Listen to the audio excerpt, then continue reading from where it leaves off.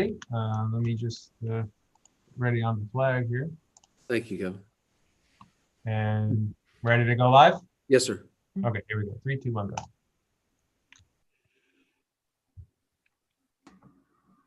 All right, it looks like we're live. Dr. Blanche, let us know when we're ready to begin. Yep, and we're ready to begin. We can have our guests just hold offline for a second with Nate and things to get things started. Ready to go live? Yes, sir. Okay, here we go. 3, 2, 1, Perfect. Thank you.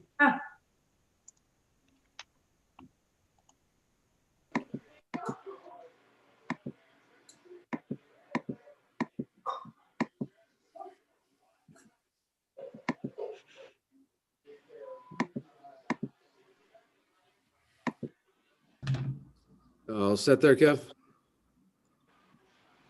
Yeah, guys, we are live. All right. Thank you, Paul. We are all set. So thanks, Dr. All Bowman. right, thanks everyone. So I'd like to call to order this December 8th Board of Education Workshop meeting. Would you please all rise and join me in the Pledge of Allegiance and unmute yourselves, please. I pledge allegiance To the flag To the flag United of States the of United America. States of America, and and to to to the republic for which it stands, one nation, under God, indivisible, one with nation, liberty under and God, justice for all. with liberty and justice for all. Thank you, Chad. Well done, well done. You took the solo. All right, so before we begin with public comments, Dr. Blanche wanted to make a couple of remarks about the state of things in terms of That'd be great. Thank you, Lindsay. So just thought I'd give it a little update up front because I know many times I try to do that in my closing comments, but just with tonight, just with some of the other things going, a couple of things. One, we certainly may have seen and have seen a few districts around us that have had to kind of close their school operations here. And so I know of, if you received a few queries in the office over here, are we going to make that preemptive close? Try to put that in my communications going out to faculty, staff, and community that at this point in time, we do not see a preemptive close coming our way. I, though, have mentioned in there, and will continue to say that we may have a challenge with staffing matters. As we know, the quarantine piece of our making it through the school days now is directed by the Department of Health. We cannot change the amount of quarantine time or length. I know CDC came out with some recommendations. Again, until the Department of Health changes it, we must follow the Department of Health guidelines. And so that I'm not aware of being changed or discussed of this time piece, but if it does, we'll adjust accordingly. So when we do get hung up and we do have to quarantine, in particular secondary schools, that's where challenges come because, again, you have a singular teacher teaching, 5 different groups of students and students going through different classes and mixing between 9th through 12th grade. So it just is a much more likely a situation where students may be gathered in. But we also did share last week at this point in time, we have certainly had to quarantine students because of positive COVID cases that have come from the outside in to the schools. We've seen individuals that are adults and or children need to be quarantined, but we have yet to have any of those quarantines result in a positive case being transferred from the school. We did have an incident where some individuals were in an outside event that ended up being caught in that same quarantine. So, but that was an outside event that took place outside of the school and went through there. Certainly, I saw it actually at the Primrose a little bit at the end of the day today. I had a chance to get over there. The ability for us to keep our schools open is involving everybody. We have our staff, our faculty, our administrators, and then today seeing a slew of our parents driving their kids to school to pick them up, drop them off. It's really everybody's working on this. But to a T, the kids leaving campus today, I saw very clearly excited to be in school. Our teachers waving them goodbye, seeing them in the morning, all positive, all energized to be here. Elementary is a very, very different reality than what secondary is. Elementary kids are in every day. Extremely challenging, certainly for all of our educators, all of our faculty. And so thinking about our elementaries are not what you may consider a hybrid. It's different at the secondaries where half kids are in and half kids are home zooming in. The elementary levels, they're physically across the hall from each other. They're split in double wide spaces. So at times they may be Zooming from one section to the others, and that at times they may not be. So teachers are traveling back and forth with the teaching assistants. So there's not necessarily nearly as much, potential digital access across the hall.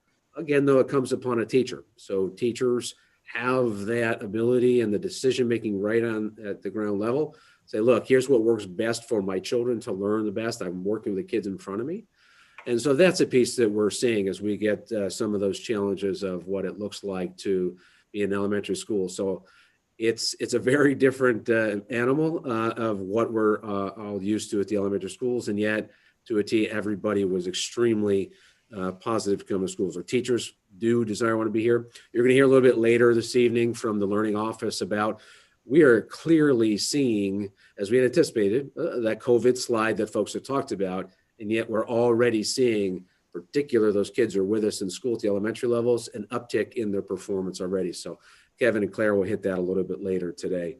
But again, I just want to say we will continue to watch the numbers to keep our schools safe, our children safe, our faculty safe.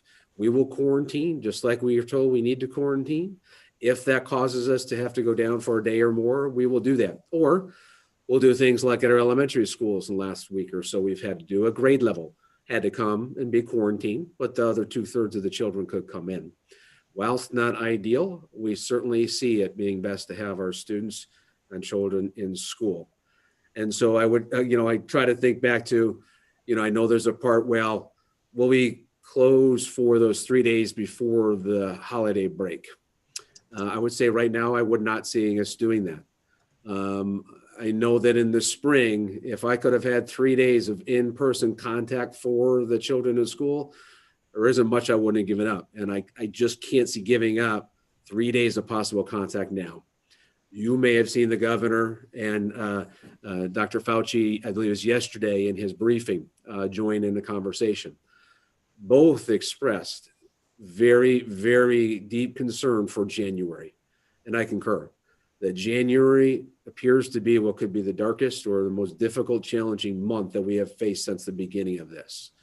I do believe we can get pieces and parts ourselves to that break. In January, when we are looking to come back, I am not sure what that's exactly going to look like. It seems like, oh, it's only a month away, but a month in this COVID world is a long time where things can change. But again, as we heard from Dr. Fauci and Governor Cuomo, that is a very, very real concern that everybody has. So I know I have the same, and so we will go ahead and watch that. Again, if we get identified as a yellow zone or cluster zones, we have our nursing team has been marshaling together to get ourselves ready for preparedness and for testing if we need that. But just want to say that I do see us getting to that break, taking that break, recharging as a collective organization. But when we come back or get ready to come back in January, we will definitely be watching and monitoring what happens in our schools, in our community, and the reality of our state and what that may mean for us for opening and things. But I did just want to clarify that because I know some other districts have had to close. They have different boundaries. You may see those microclusters literally from zip code to zip code or neighbor to neighbor can be very, very different. And so right now, I want to encourage our community and our parents to continue to be vigilant. I believe what has helped us to stay, this is our 60th day of being in school. We've had the significant majority of our days in our schools open. I believe that is a collective community effort. And if we keep that, we just have to stay vigilant during these next couple of weeks. Again, thinking about holidays, and some people like the football bowl season and get together things. We just really can't be doing that this year and keeping our schools open. I know our kids love being in school and wanting to be here. I really sure our community wants to be here. Let's not lose this opportunity that the entire community has created for our kids to be here in schools. Again, to keep ourselves safe moving forward. So I do want to thank all of our faculty, and it is a different, I talked to one of our teachers at Primrose today and talking about going back and forth, and sure, I looked down and teacher had the running shoes on to get back and forth. And that's the piece, but it is a different part, and the complexity of now somebody has to be quarantined because they were on a bus. We're trying to figure that out because we're not Zooming or bringing somebody up from Zoom. But we're keep turning the page and keep trying to adjust and do the best we can. And I do want to also in particular right now, thank our nursing team. They have really done a yeoman's work and doing all the testing and doing all the monitoring and also getting us ready if we've got to get ready to do testing. So I appreciate the board latitude. Just let me make a few comments about what folks are, it's kind of seeing out in the school districts. We know down county, some are red and orange and things, some are north of us are closed, but we're here, and I'll take a day when I can get it. We got 60 today, so we'll see if we can get tomorrow. So Thank you so much. Thank you, Dr. Blanche. So it sounds like, for clarity, the CDC, which has revised to 7 days of quarantine, is not yet adopted by our Department of Health. So that's not an option unless it's our New York Department of Health. Thank you. We appreciate you being able to keep the schools open, and we know how privileged we are that our kids are able to be in person, and we appreciate what you're doing and what all of the educators are doing, and the staff and the faculty and the entire district and the nurses and the bus drivers. So thank you. Yeah, and I appreciate your statement there, because nobody, and I think you said it, and every board member said a few times, signed up for this kind of a situation. Yet we also know that our frontline, health workers certainly did not, even those in the health field, this is not something. And the reality of one of the things that we look at is that this is the remainder of the year. This is not going to be over in a couple of weeks. We've got the remainder of this year. My best hope is we can start the fall closer to a reality of a fall start. As we mentioned before, this is an endurance piece. This is not getting to this next break, is not to the end of the game. This isn't even, quite frankly, at a halftime. And so we've got to keep pushing forward. And the only reason we've got here, community, our kids, our faculty, our staff, our custodians, our front office people, it's fantastic. It's pretty humbling, actually, to see and hear everything that they're doing. So again, thank you, board, for recognizing all of that and trying to balance with homes. We're all suffering, right? We're losing opportunity to connect with family. We're losing family members. I had a grandchild and couldn't, see for months. They get to go to the hospital. We've all got these things going on, and but I want to be able to do that on the other side. We've had losses in our own Somers family of folks that we've had to work through and support and do that. So as best as we can. This is not human nature, especially here. We're a bunch of folks who want to get together, want to laugh together, want to cry together, want to enjoy time. It will come. We will get there, and we'll be able to once again be able to celebrate like that. I'm just concerned that we please, try to refrain from doing that over the next couple of months, as we're told that that's just going to be really catastrophic to our hospital systems and everything. So I know we love and care for each other, and by to do that, this is a hard one to show that I can't, kind of hang out as much. So, but again, I think our families have been doing a wonderful job. And today, day 60, kids wearing masks, kids doing a great job keeping each other safe in our schools safe. Certainly we slip up here and there, but wow, I would never have predicted this level of, compliance on that work. So kudos to the families and the teachers getting our kids doing that. So thank you. And then I guess we'll just go ahead and shift on to the next part. Sure. So I believe now we're at the initial public forum. So anybody who is a member of the community who's joining us this evening, if you have a comment you'd like to make to the board specifically in regards to the items on our agenda, which include the preliminary budget review, the whole child report, our contract with Royal Coach, or several of the board action items, please go ahead and raise your hand. You'll be promoted to panelist, and we'll ask you to share your comments with us. I don't see anyone. Kevin, do you see anyone? I do not. Kevin, would you mind pulling up the budget then piece for Chris to go through? So if you can get that PowerPoint for us, that would be great. And do you see anybody coming up there yet? I don't see anyone. Okay. Excellent. Thank you. There's Chris. Chris is there online. So I think Chris and between Ken and myself will go ahead and kind of kick this one around a little bit. So thank you very much, Kev.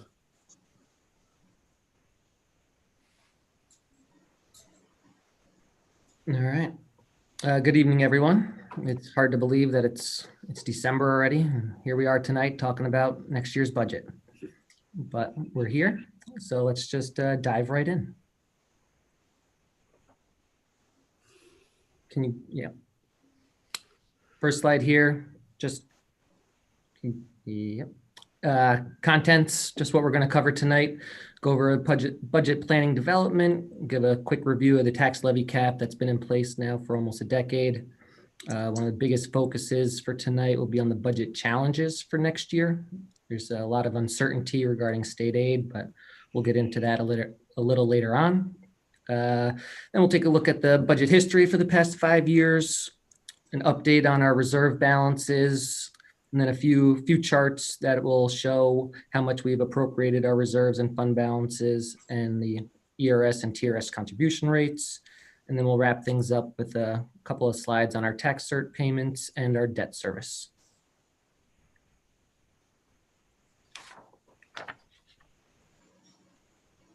So in the budget development process, we're always trying to ensure the continuing excellence in all academic and extracurricular programs while developing a fiscally responsible budget that stays within the tax levy cap. As we begin the budget development, we're looking at establishing our guiding principles, where we try to align budget decisions with our strategic vision, forward in excellence. We are looking to educate the whole child, and we always consider a degree of impact on students and the number of students impacted. Again, during the budget, yep, go ahead. Yeah, Chris, in the next spot, we'll go ahead and continue with the input. We'll do it virtually this year, and we'll meet with certainly the Board of Education. We'll continue to connect in and out with the PTA Council as we move forward with that work. Citizens Finance Committee, and we'll go ahead and host a kind of virtual budget roundtable like we did that Matt usually kind of MCs for us, and keep that going forward. And so those will be the kind of typical stakeholder input that we'll continue to get. And then, as Chris said before, those budget variables that are coming our way. So, yeah, and budget variables, including calculating the estimated tax levy cap, use of fund balance or other reserves, looking at reduced expenditures, and the big overwhelming theme for this year is the state aid uncertainty. We've developed a budget calendar. Those discussions with various departments have been ongoing. They're beginning to submit budgets for next year already, and those discussions will continue throughout the next couple months. There'll be budget presentations made at each of the board meetings in January, February, and March. And in April, the board would formally adopt the budget, and all leading to the May 18th budget vote and trustee election.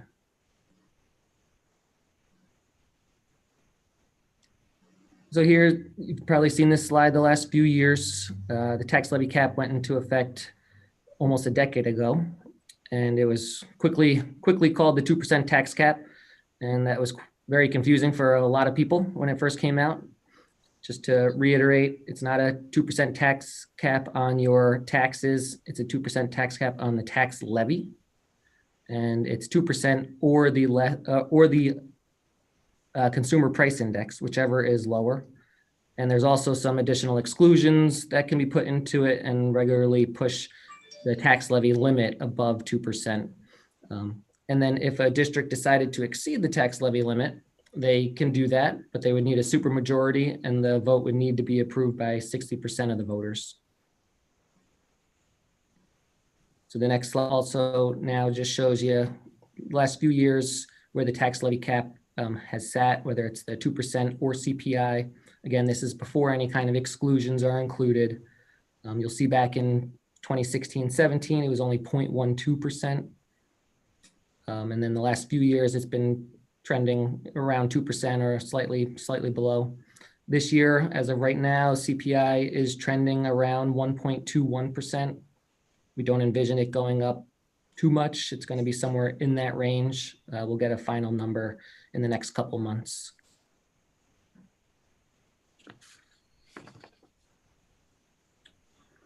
This slide now highlights some of the larger expenditures and the information that we are awaiting on, or some of the information that we actually got.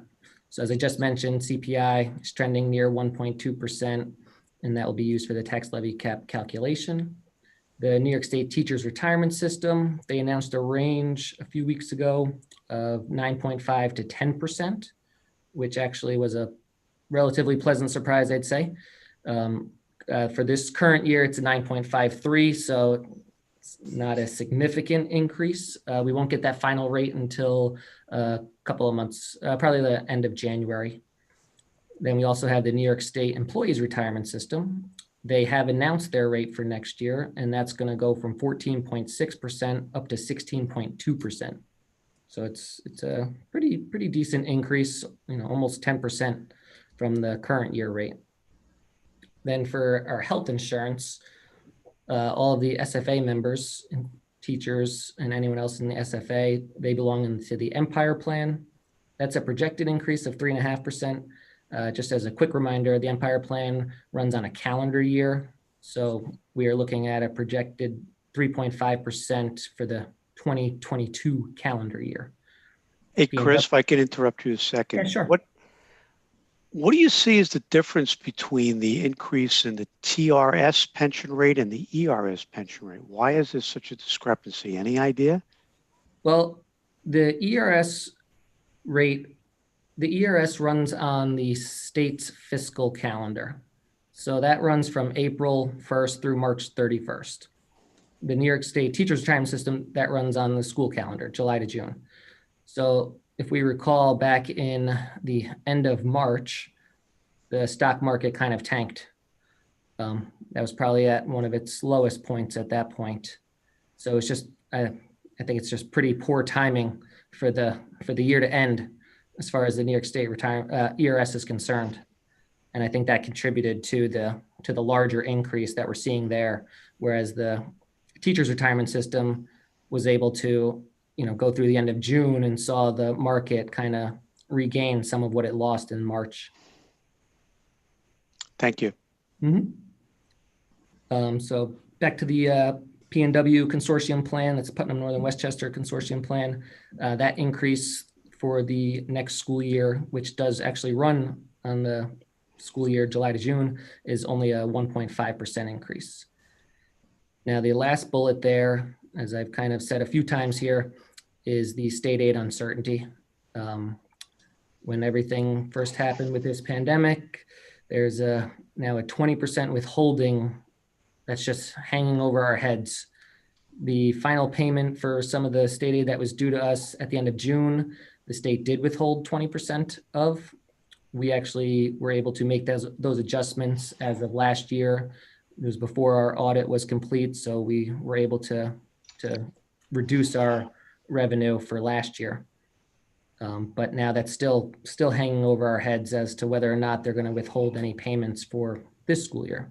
Chris, just for clarity, I'm sorry, I want to chime in with the question. So Yep. The 20% that they're withholding is only 10% of the overall budget, correct?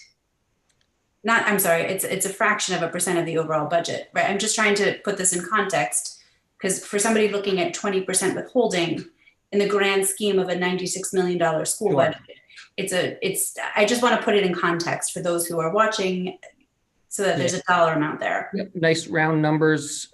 We typically are around somewhere around $10 million in state aid. Great. So it would be a 20% withholding on that.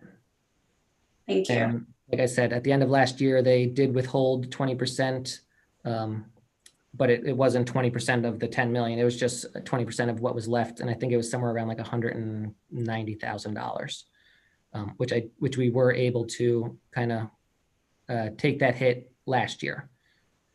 And the Okay, other, so I think that's a good point where you said before, round numbers, the whole budget being approximately $100 million, and saying that, again, approximately 10% of that comes from the state, $10 million, yet a 20% increase or decrease there is a significant amount for us. That $2 million is a whole heck of a lot of money. We'd have to go back probably a decade to see where the state be funding us next year and where it would be. You're about that point in time where you'd be walking back to the state. If they did that, it'd be a revenue stream analogous to about a decade ago from the state amount, because it's been dropped. So $2 million is a significant reduction inside of there, especially when your slides before you noticed that we're about a 1.2 CPI index.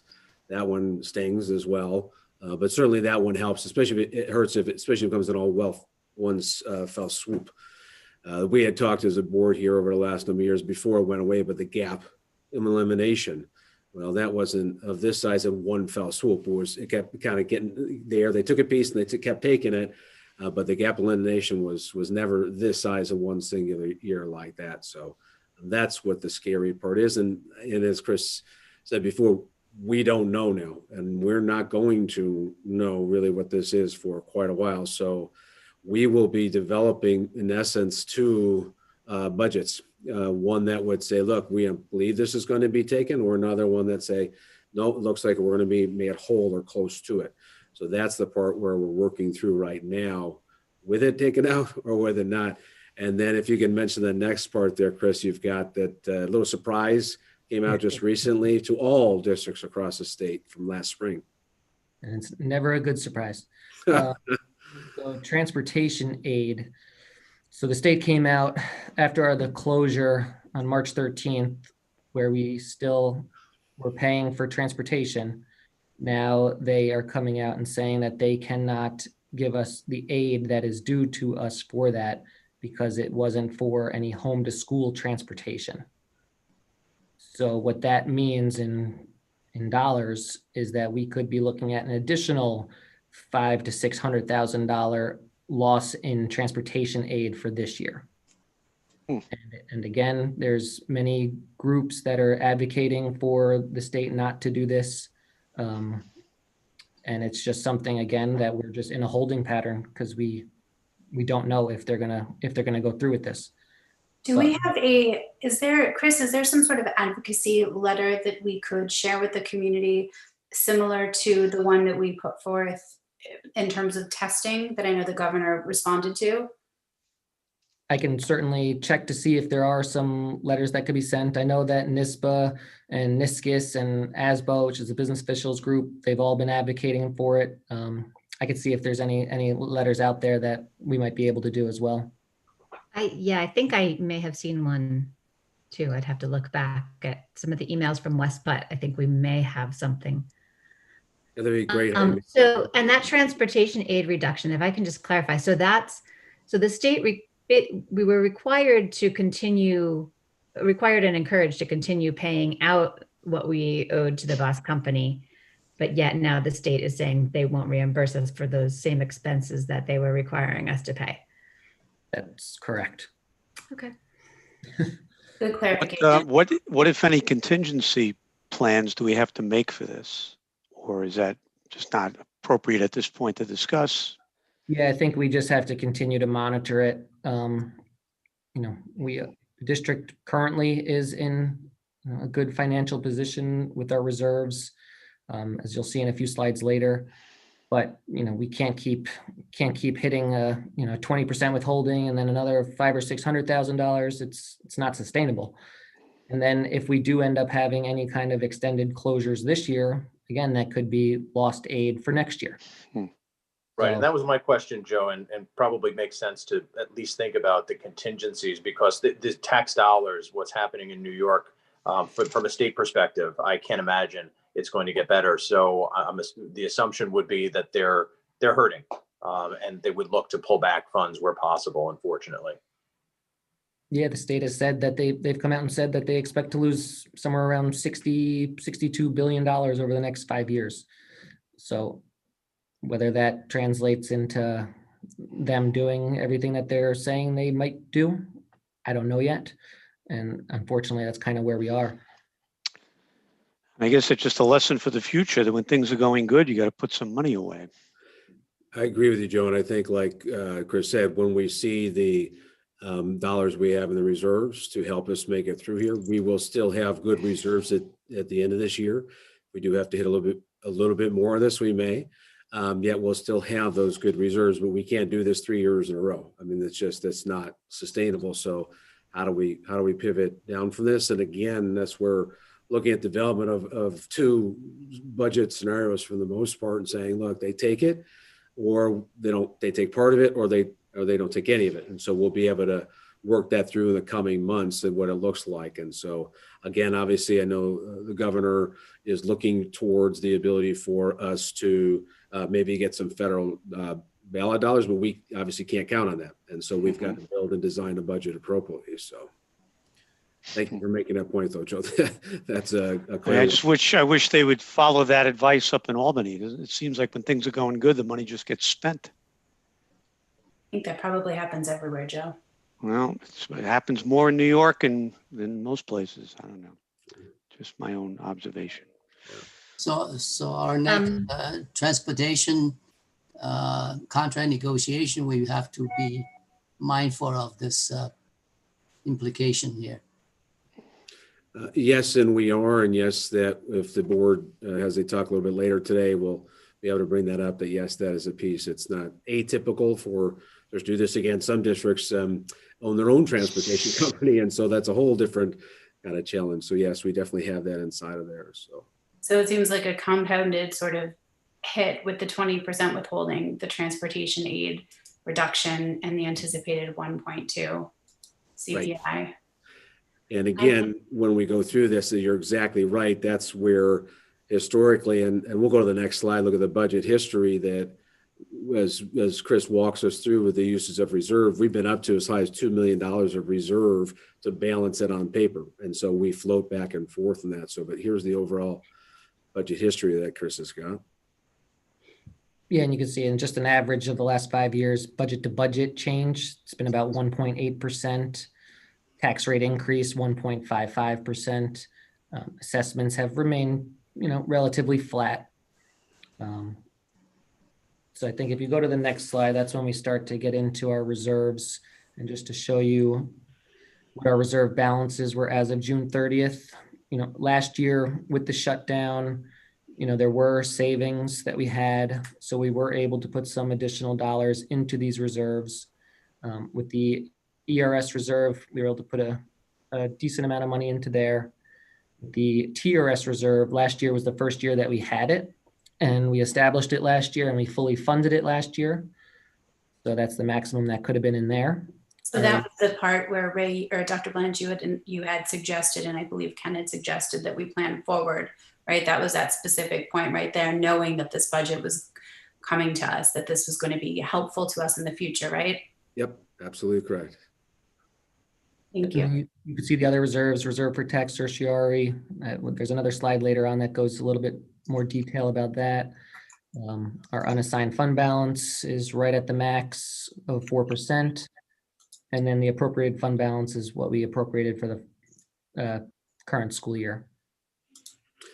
And so with that kind of a high level picture where we're sitting right now, again, still a little early, we believe that will be kind of plus or minus at the end of the year, $200,000 one way or the other currently. That's where we think we'll be. So again, these reserves are not going to take a huge significant impact if hopefully, if any, we won't be able to add anything like we did last year to these accounts, but hopefully won't take anything away. And then we also hope if we could see if that would be the scenario that would allow us to go ahead and absorb the transportation loss that Chris was saying, but we won't be able to take it 20%. If they do 20% this year, then yeah, we're going to have to use some of these reserves. But as it sits right now, there's still a lot of question marks going out regarding that percentage drop and things. So well, you can see the reserves as they sit there again. What and if we would use that and how we would use that next year would determine what happens this year in the coming 6 months. Thank you, Chris. Yep, you can move just kind of off to that fund balance piece, like you were saying. Yep. How we used it. This is just, that estimate that we have there right now. That's just an estimate that is going to change. But you can see the last few years, it's been, somewhere around $1 million. Years before that, back in 2016, 17, 18, it was down to, 100,000 or 25,000. But if you actually look back even further, we were up, like Dr. Blanche mentioned, we were up over somewhere around $2 million that we were using to appropriate our reserves or fund balance for the following year's school budget. Yeah, and I know this is a key piece that I know that when Ken's kind of been giving these conversations, or Chris or myself, that we haven't used those dollars. Those have been dollars on paper that we've used to balance the budget. And at the end of the year, those dollars are still there. Again, when we were about 2010, 2011, using $2 million on paper, that was kind of coming off the heels of the Great Recession kind of a piece and getting through that part. So we've used those dollars to manage this. And so if you don't use that, you're making significant cuts to programs in 1 year and you say, oh, I want it back the next year.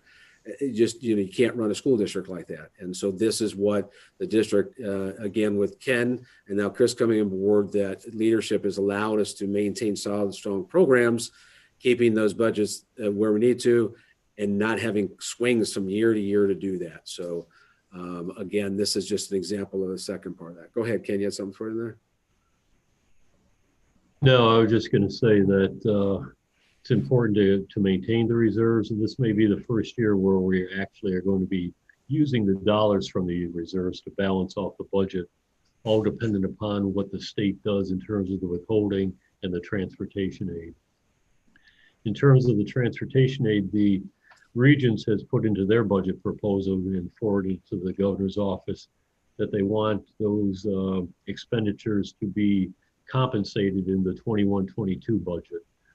State aid budget, where it's all going to play out as to what the state actually can do given its draft of revenue coming into the state, especially if they're going to be doing more closures at sales tax and other types of corporate revenues that come in, corporate taxes that come into the state, can put the state in even more of a, what I would call a negative position.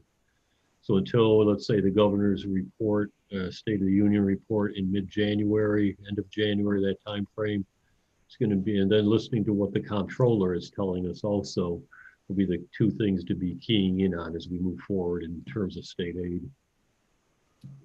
Thank you. Ken or Chris, is any news or noise on the tax statutory due to COVID, pandemic? Anybody is trying to get more tax reductions?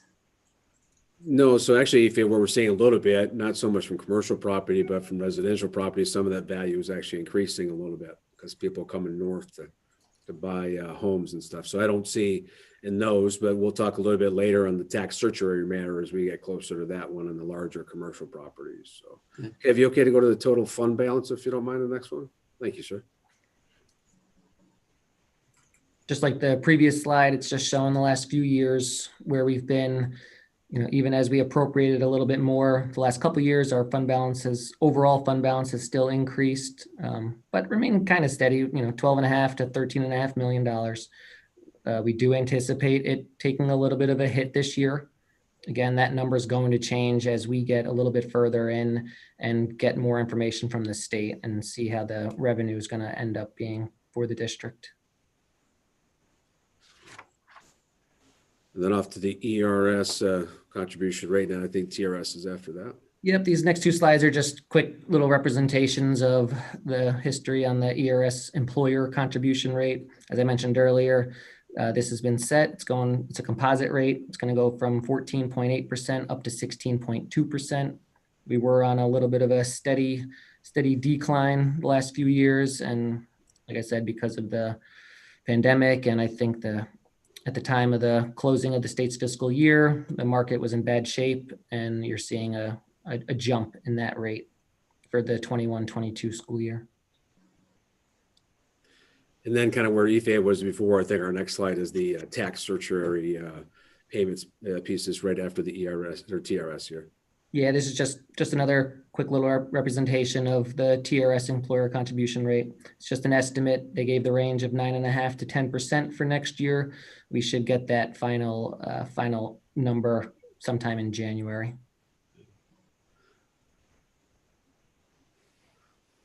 And then here is the tax cert payments that we've had the last few years. You see, last few years, 15-16 up to 17-18, it was a few $100,000 each year. 2018-19, only 15,000. Last year we had 0. So, and currently in the reserve, we have almost 4.5 million. The claims that are pending, it's just over 17 million. are still ongoing. As you can see, we're reserved for about 26% of the pending claims, which is a decent number. And I've spoken to other districts, and they're usually somewhere between 25 to 50% funded in their tax certiorari reserve. And then again, with that one, I know that, Chris, we're hoping to be able to, around the corner, sit down and sit with the town on some of those larger commercial properties here pretty soon. So obviously, once we get that closer, we'll give board an update on there. So thanks, Chris. Mm-hmm. And this final slide is on debt service. Just so you know, I left the 2019-2020 school year on there just so we can have a reference point as to where we were. So in the total there, you can see it was about $4.8 million back in 2019-2020. For this school year, we are budgeted at 4.2 million because there was an old building project, that 1998-2000 building project that has now fallen off, and we made our last principal payment last year. And we also then brought on this year the $13.6 million bond project. Our first principal payment was due this year. And then for next year, we're adding in the first principal payment on our $10.7 million safety and security project. So for next year, we're looking at about $4.8 million in debt service, right back where we were in 2019-2020. This is what we kind of planned. We were aware of this. We take a little dip this current year and then be right back to where we were prior. So, and then as you can see, we also have 2022-23 on there, another 4.8 million. We have our debt service schedules out through 2040 right now. So these payments are made for quite a few years, and hopefully I'm around to see that payment made in 2040. I'm sure you will be, Chris. One of the things in here, Chris, I think we had briefly touched base before, is that our Citizens Finance Committee, when we were getting ourselves ready for this $10.7 million state security project, we identified how we would feather that in. The general thinking there is that from the overall budget into what we have dedicated through our debt services, that we want to be approximately around 5%. So that puts us here. With that energy performance contract that we've got coming soon, as we connected earlier, that will be a little different. The debt performance or service will go up, yet those dollars are coming from the dollars that we'll be spending would have already spent on the fuel and the savings there. And then also from the additional state aid we get. So that's where those balance off. Those dollars are in the budget. Instead of paying them to the utility provider, we pay them right directly to pay this off. And we also get additional revenue, hopefully from the state, if we put it on the budget or the ballot, which we will do in May. So I think that's a great point you had, Chris, that again, that you got about it, but the dollars are coming from the state and they're coming from dollars you have already spent in your general fund for the utility savings. So thank you. And so I think that just kind of winding down to upcoming meetings again, we've got enough slated. We hope we'll have updated information because right now you kind of see where we stand. And the biggest piece is what are we going to get as far as a revenue stream. We know almost exactly what our expenditures are going to be that Chris walked us through with ERS and TRS and the health insurance and those things. So we've got that. Those are big pieces. And now it's from the revenue. We're going to know the revenue local, roughly 1.2. What is it going to be from the state? And typically in a state time, we have not really concerned ourselves too much that it may go up a little bit, it may come down a little bit, but 20%, $2 million, that's a significant loss if that comes our way, that we've got to plan accordingly. So as I mentioned before, we'll kind of start approaching it, and we're internally developing kind of a two-pronged approach, depending upon which kind of fork in the road we may have to follow. Any questions or I appreciate the board kind of pinging along and we went along the way, but any other additional thoughts or ideas, in particular as we move forward in hearing information? Anything you'd like to see or make sure we get in there? I think you did a great job. I want to congratulate you. You're never going to be able to say that this is your first rodeo presenting a budget. Chris, well done. And just want to call out again, Joe, you had mentioned the difference in the ERS and the TRS, and looking at that 2% or 1.8 or whatever that increment was. and just sort of keeping an eye on that moving forward and making sure we're able to take care of our folks. And obviously we will, but I'm just keeping that in mind. Ray, you asked what we wanted to see moving forward. Yep, absolutely. Thank you. All right. Well, thank you, Chris. I appreciate that. So again, you won. You're a veteran now, so all good. Well done. All right. So Kevin, who has got controls there, is going to go ahead and walk us over to the next central office report out again. This is on the kind of whole child report. And Kevin and Claire will kind of share that out. Certainly a different report that you will see this evening from previous years. In particular, as you may recall, in the spring through the COVID, we did not have state assessments through 8th grade. We also did not have the Regents assessment. So there's going to be very kind of a different approach there. But what I hope you will see very clearly is, again, some kind of right now in front of us, what the team is seeing and how they're identifying supports and needs and structures along the way. And so I'll go ahead and turn that over to the learning office. And so thanks, Kevin and Claire. Are you sharing your screens, Kev? Kevin is going to go. Oh, right on. Thank you. Yep. So hi, everybody. This is, as Ray mentioned, a bit different as with all things 2020. This is a little bit different than the approach that we've taken for the whole child report. Typically, the whole child report is shared a little earlier in the year, and it's summative data from the previous year. So because of the state of the district now and some of the questions that have been raised, we wanted to try to do a few things tonight. So first, I'll just walk through what our goals are for tonight. The first is to give a report to the board and the community on how well our students are engaged in our programs that we have, including athletics, clubs, rigorous coursework opportunities in both the 1920 and the 2021 school year, so that we can kind of get a sense as to the health of the district from an engagement perspective during these new times for us. The second thing we'd like to do is to talk about some of the performance from last year, the information that we do have available. As Dr. Blanche mentioned, we have significantly less data available and from a summative perspective than we've had in the past because New York State did suspend many of its tests for last year. We have some data, and what we have we're happy to share. The third goal tonight is to talk about the status of our schools now and to share with you what we've learned about how our students are faring in the current educational models that we have, sharing some data that we have both from as they entered our school year this year and also where they are now. We're as close to tonight's date as we could get. And the fourth is to just make sure that everyone on the call here tonight has an understanding of how we as a district are responding to this data and what moves we're making to try to make sure that we're doing everything we can to respond to students. So Claire and I are going to go back and forth with as we walk through these four goals. And there's some information that is not reflected in this, as some of this is really recent information. And so I'll start with the engagement piece. One of the biggest indicators of student engagement we have is student attendance.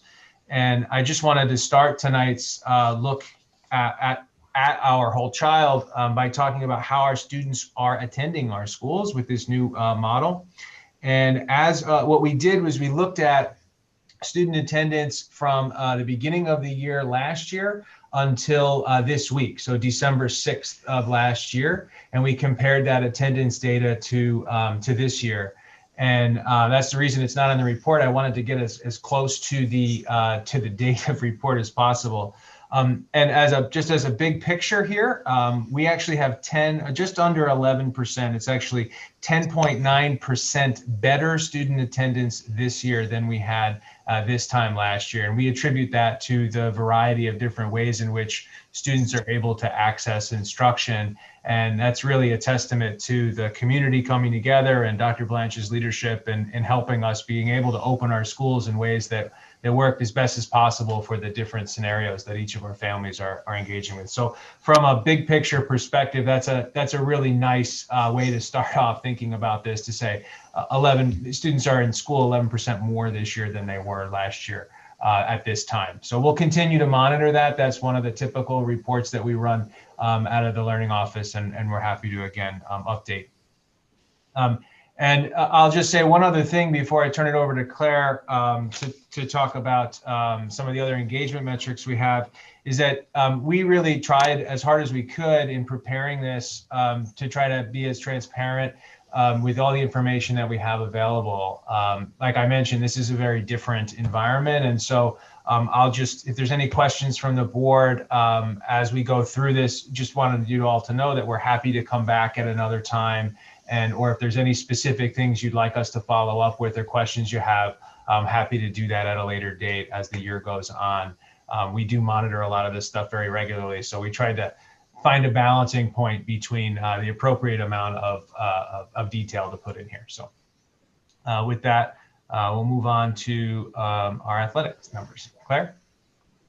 Thank you, and good evening, everyone. So just to reiterate what Kevin said, traditionally this report focuses on the previous school year, but this year, considering that it's given later, so we do have some data to show from this year, as well as everyone's curiosity about how things are going in the school year this year. We're going to be kind of trying to juxtapose the 2 years and try to give a picture of how students are engaged and performing in this school year as well.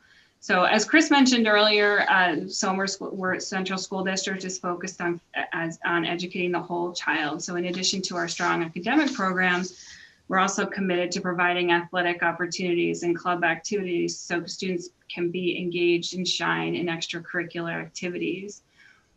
Students are encouraged to join in athletics as well as clubs. And we all know that students who are more engaged in this community outside the classroom are more engaged overall. And so as we look at our numbers from last year, so in the 2019-2020 school year, students engaged in three different sports seasons. There were 614 unique athletes who engaged in sports in that school year. 1,128 if you look at members of teams. The data for this year, all we have is the fall, and it is showing pretty comparable because football, volleyball, and cheerleading were not allowed to play this fall, and so that makes up for the numbers we see. We see this year in 2020, 238 unique athletes engaged in the 4 sports we see on the right of the pie.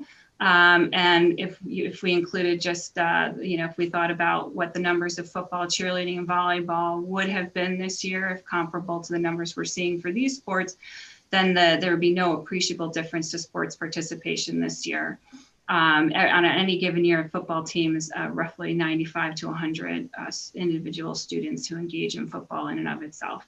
And that right now is set to begin in March, I think, as we know, and hopefully that will happen as we go on. So in addition to the athletic participation for last year and this year, we also have the club experience. Teachers, volunteers, administrators, and our student life coordinator at the high school encourage students to find their passions and get involved. And happy to say in 3 buildings, SIS, SMS, and SHS this year, there are 63 club offerings. And there are 1,504 members in each of those clubs. Reports from students and teachers and parents are very appreciative of the course offerings. Advisors and teachers have been very flexible and creative in pivoting to create engaging experiences for students, whether it's live or virtual or both, a combination of both. So many are grateful for that, those opportunities. Sorry. No, please. I have a question when you have. Go ahead, please, Chad. Okay. Yeah, Claire. Yeah, my question is for those students who are engaged in, I guess, private programs and other sports activities or sports. I've got dancers in my family, so they're in a private dance studio. That clearly is not included in those numbers. Is there any way that we can capture that? Because that'll more accurately really show what the engagement is across the district. I think that's a great point, Chad. We should certainly look into how we could capture that and possibly report on that as a way of which to show students engaged in all different activities and those which are available in the community, in the school community and beyond. So we could look into doing that, but right now, no, we don't have a way of capturing that. I feel like that would be a really great addition to Kevin's surveys to the community about where folks are engaged. Claire, before we move from this page, can I ask you a clarifying question? Of if course. I go up to the two pie charts, I noticed that on the left-hand side, the color is by season, and on the right, it looks like all of those are for fall, right? So it's certainly a dramatic decrease in students engaged, right? Which makes sense. But it shouldn't be as dramatic is that just for fall, or this is for all of, I'm trying to figure out, I'm comparing the two and trying to figure out, is this cumulative on the right, or is it just for fall? How are you? So it's just fall on the right because that's the only sports season that has occurred. And right, I'm sorry if the colors are misleading. The colors on the right represent different seasons of the 3 seasons that happened last year. And seasons on the left are the different seasons, and on the right are the different sports. I'm trying to highlight the fact that historically there are almost 500 kids in sports, or 456 in the fall. And right now it looks like, I'm making this up, 238. Okay. 238. And so the 3 sports the governor would not allow to be played this fall were football, cheerleading, and volleyball. In a football, regular average student participation in football is 95 to 100 students. So if you take into account volleyball and cheerleading, the number would be pretty similar. But those 3 sports are not allowed to play. Don't get me wrong. The point was simply to suggest that it's impressive considering the circumstance. It's impressive that we have this much participation. That was the point. Is absolutely still we're able to have. Thank you. Yeah, absolutely. Thank you. It's true, and it's pretty impressive considering how the coaches and the students had to pivot and make this meaningful experiences in an extremely challenging environment. So thank you for pointing that out. The next piece is rigorous course enrollment. I'm going to skip the first graph at first because I want to touch on data that you've seen many times previously, which is our upper class student enrollment in higher level courses at the high school. And so one of our commitments district-wide is increasing equity for all students. And part of that work is increasing every student's access to a rigorous curriculum. And what that means is increasing the opportunity and the access for all students to engage in the rigorous coursework. And so the graph on the right, the AP IB enrollments over time in numbers, is showing us the enrollment of students, which, there's ebbs and flows and there's a dip this year, but what we're seeing is a pretty significant increase of unique students who engage in AP or IB courses over time. We see that in 2012, 2013, 190 students, unique students engaged in AP. At that time, it was only AP courses. And this school year, we're seeing that we have, I think it's 486 students engaging in the coursework at the AP or IB level. Percentage-wise, that in 2012 and 13, which is the bottom chart, that's about 17.5% of the entire student enrollment. And I'm sorry, I'm realizing this chart is cut off, but in the 2020-2021 school year, it's about 45.86% of all students engaging in at least one AP or IB course over time. So opening up the gates and limiting the barriers, increasing access and opportunity for students to engage in that higher level coursework is proving that the students are taking advantage of it. And we'll see in a moment that their performance is also impressive on the final exams. And I just want to go back to that first chart. Those classes, AP and IB, are mostly in 11th and 12th grade with one 10th grade AP opportunity. And so we also were thinking, how do we increase opportunity for honors and higher level courses for the younger students? With the implementation of embedded honors in humanities for the past 3 years, and then this year with the implementation of embedded honors in ninth grade global history, as well as ninth grade English classes, all of them at the high school are embedded honors. So what that means, and in this chart, we're not looking at unique students, we're looking at opportunities. So in the 2019-2020 school year, there were 618 opportunities for 9th and 10th graders, or 608th grade opportunities that 9th and 10th graders engaged in to work, to earn honors and work on the higher level coursework.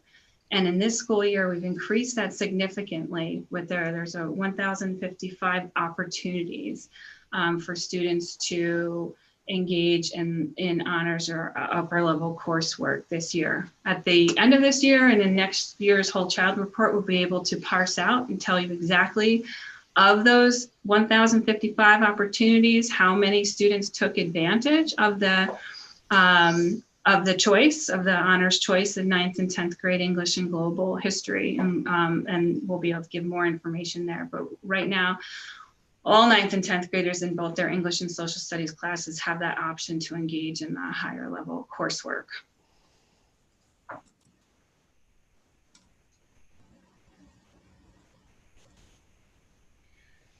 The next piece is we're focusing on last year and the performance in the springtime on the cumulative exams of AP and IB. So there were 17 AP courses offered last year, 235 unique students taking exams, and 533 took those exams.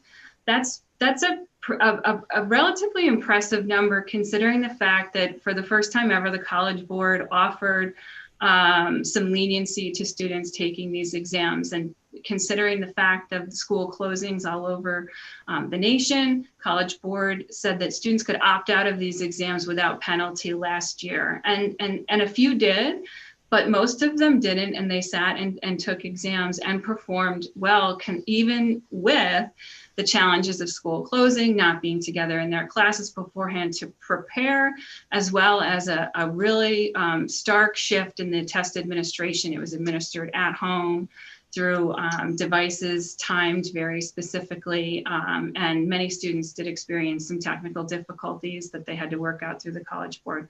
So all in all, pretty impressive showing for our students in the last school year, with 84% achieving a 3-year higher on the advanced placement exams last year. The same with the IB diploma program, also a very challenging spring, wrought with anxiety and about how these exams would be scored and administered and which ones would be. So of the 20 courses, 180 students were enrolled in at least one. And of course, then we had 9 diploma candidates last year who achieved the IB diploma from International Baccalaureate. And again, the test results that we see in these bar graphs show a steady increase of student performance on IB exams. As as this is I think it's the first time we've seen scores of 7. So as students and teachers become more familiar with the assessments and the expectations, we're seeing higher performance out of students who sit for those exams as well. And then I think Kevin's going to take over and talk a little bit about Project Lead the Way. Claire, I'm sorry. Yeah, go ahead. Just ask while you're on that page. I was just curious if you can just, for point of reference, just remind us of what the criteria typically are for sort of the acceptable score for college credit on the APs and the IB exams. Oh, so that's a great question. So depending on the college or university, each college or university really has their own policy.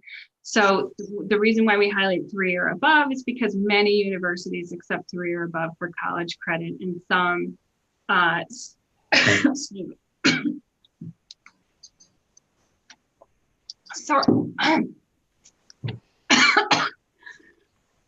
somewhat higher score.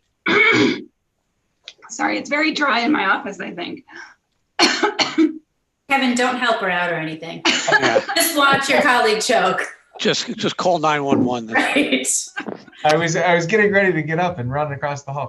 Are you okay? Yeah, sure you were. Are you okay?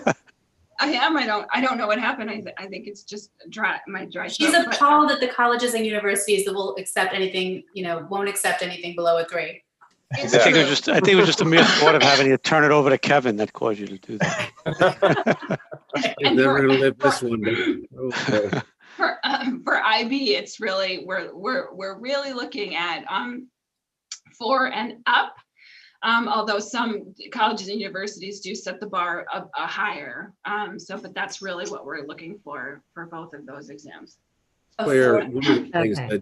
one of the things that I see, and I'm glad Heidi mentioned that, and the research would speak to this as well too, that there is a value in and of itself taking the AP course or the IB course. Perhaps you may not score at that level, yet the aligned rigor and that information in there was or has been demonstrated to be very helpful for kids who may not score at that level, but they've taken that opportunity.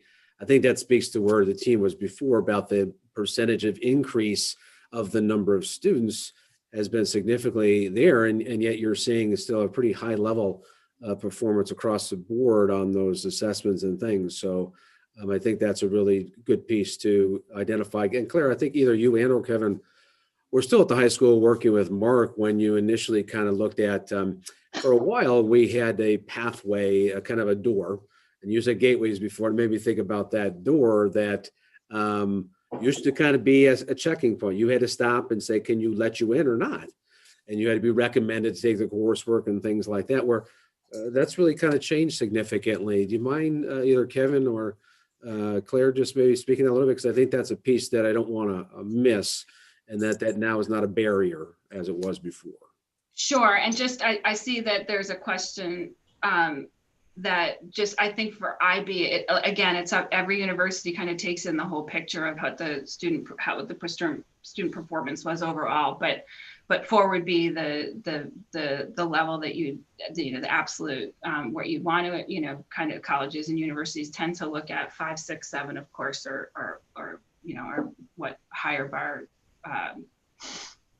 expectations we could see. But yeah, increasing equity for all students, it's exactly the idea. Is a tip in this district and many, many other districts throughout the region and country, and some still existing. There were gateways that students had to get through in order to be able to engage in higher level coursework. Some schools you have to have, signed letters from parents and teacher recommendations, and you have to have a certain grade point average and evidence yourself as a scholarly student. The work we've done over the course of the years is to try to create, increase students' choice in terms of engaging in the higher level coursework and have that be more invitational and less high risk. And so that's the whole idea of embedded honors, is to create opportunities where all students can engage in a low risk setting and challenge oneself to engage in that higher coursework. And so what we've done throughout, what the work at the high school looks like is encouraging students and parents to engage in guided course selection as opposed to recommended course selection, where counselors, students, teachers kind of work as a team to determine, what a student's passions and strengths are, and then what opportunities there are for students to engage in coursework that suits their readiness level and passions. And it's proven to be very successful for students. Thank you, Claire. Claire, I have a question. This year, next year, are these AP exams going to be still offered, or any change? That's a great question, Ife. And if we don't know yet, I think the exams will absolutely be offered, considering that they were offered last spring. So I don't think there's any question as to whether or not the exams will be offered this year for all of our students who are engaging in AP classes and IB classes this year. I think the big question is whether or not they will force students to take the exams in person, or if they will allow for the at-home virtual testing again this year as well. I think they're waiting to see how the school year plays out. Claire, can I ask you a clarifying question? Thank you. Of course, yeah. So if I'm reading this correctly, there were 533 AP exams administered, and 84% of those kids received a 3 or above, a score that was acceptable for a university usually to either opt out to test into a higher credit. And is that, if that's right, then the next one, the IB, it looks like you have 187 students who are enrolled in at least one. That's single, 187 different individual human beings in our schools that are engaged in the IB, but 9 diplomas awarded. Can you help us understand what is required for a diploma and what the disparity is in those two numbers, please? Yeah, absolutely. So there's 2 opportunities for students to engage in international baccalaureate coursework at the high school currently. One is to receive an IB certificate, and what that means is you can take an IB class, and you can sit for the cumulative exam, and you can receive credit for that in that one class, and that in and of itself. So that's very similar to the AP experience, where you sit for the class, you take the exam, and you can receive credit for that exam and engage in that coursework. And then the diploma program is a full program in which students have to engage in and they have to engage in a certain level of higher level and standard level international baccalaureate classes in all of the subject areas, as well as complete, they have to take TOK, and they also have to complete 2 additional assignments, the extended essay and the CAS project. This is really testing my And that wasn't the point, Claire. That was I'm just trying to figure out, because it goes from number of exams on the top for AP, and it's not the same for the IB. So I was trying to figure out if there was a purpose for us to see that, if that was what was sort of the salient feature there, and then if there were only 9 diplomas awarded, which seems to encompass having successfully accomplished multiple things. Do people have different sort of school? Right. So what happens to those under 180 people? In there too with you. Yeah.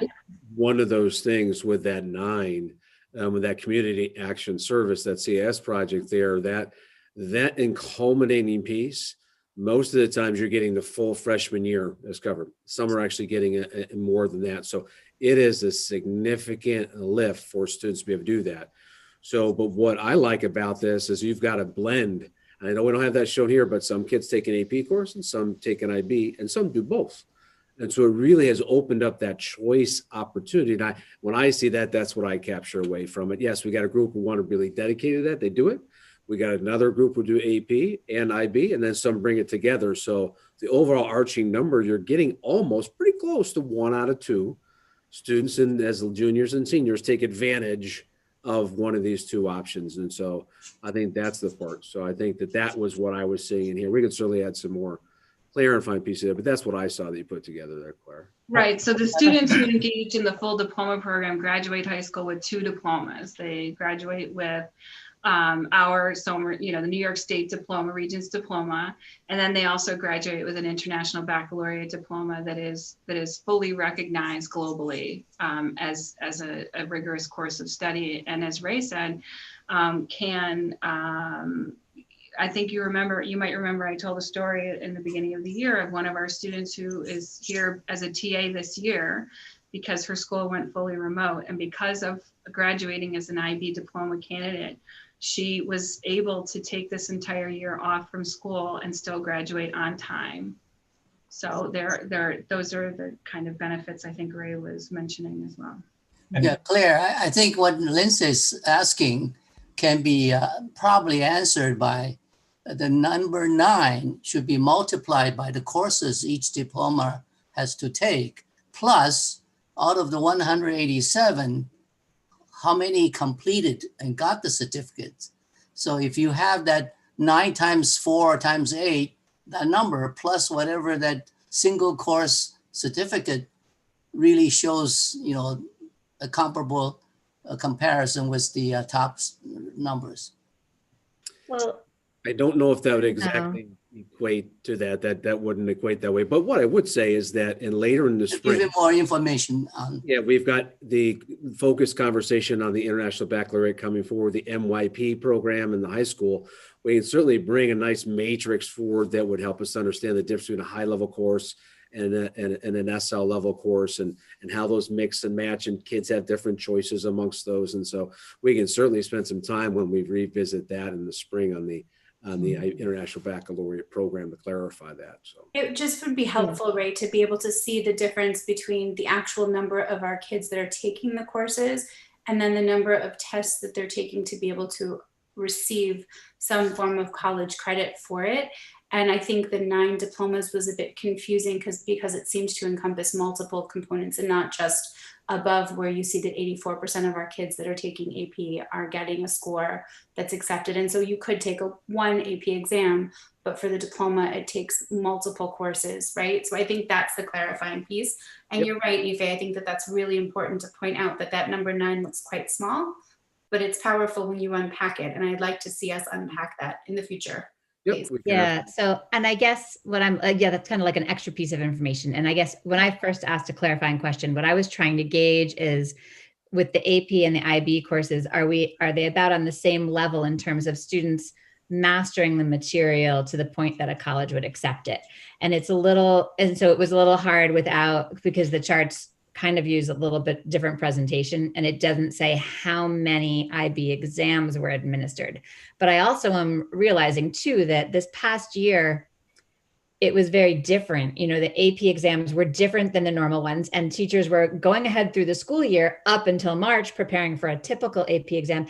And same thing with IB. I know because my daughter was an IB, they didn't even have an IB exam. So they had one project they turned in that they thought was supposed to be part of their grade that ended up being their final thing. So I'm also recognizing that these may not even be truly reflective of the mastery and the preparation because yes, they were evaluated differently than anticipated last year.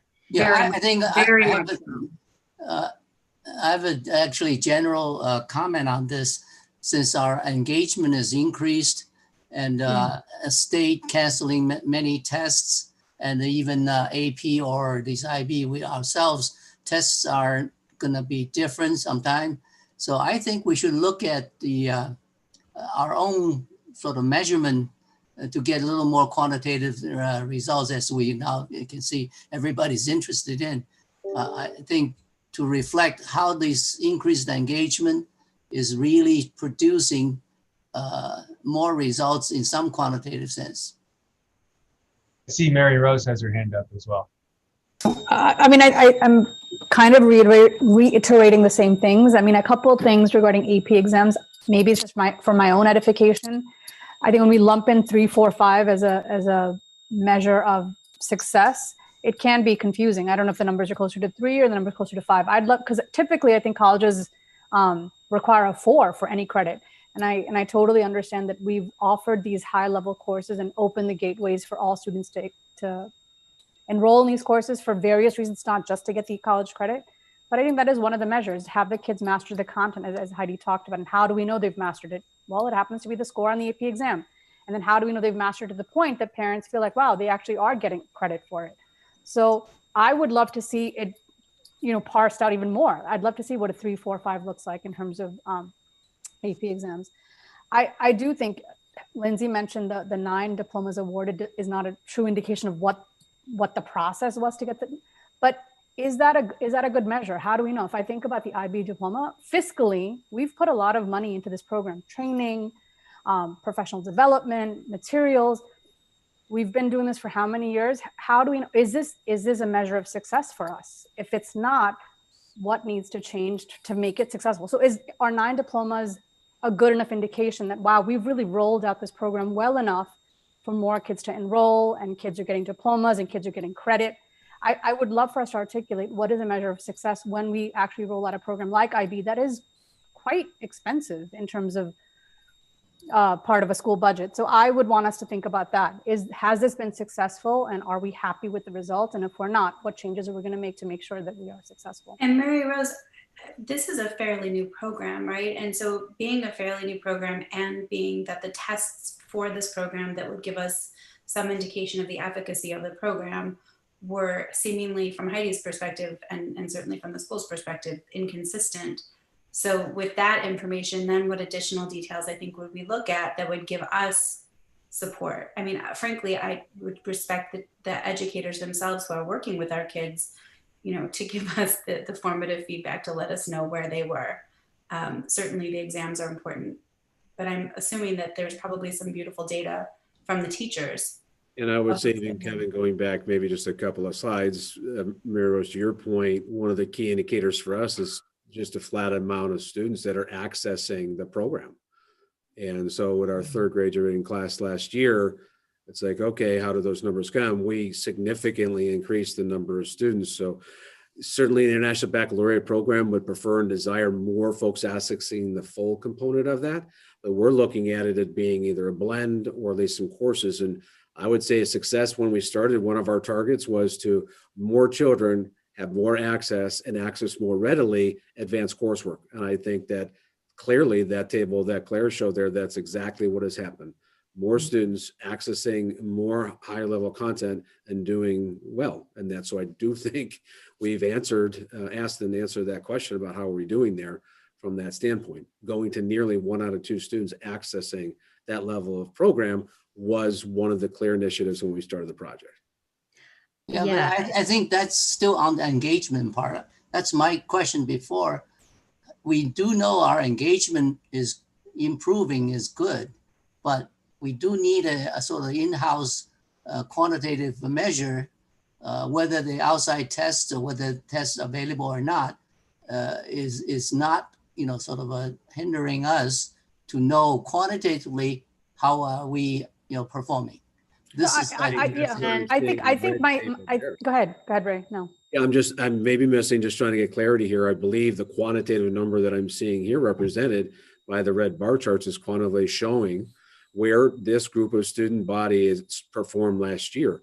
And again, as Heidi pointed out very well, we didn't know exactly what the spring was going to look like for, let alone we didn't have Regents and the AP and the IB. And so last year was really a kind of what is it going to look like?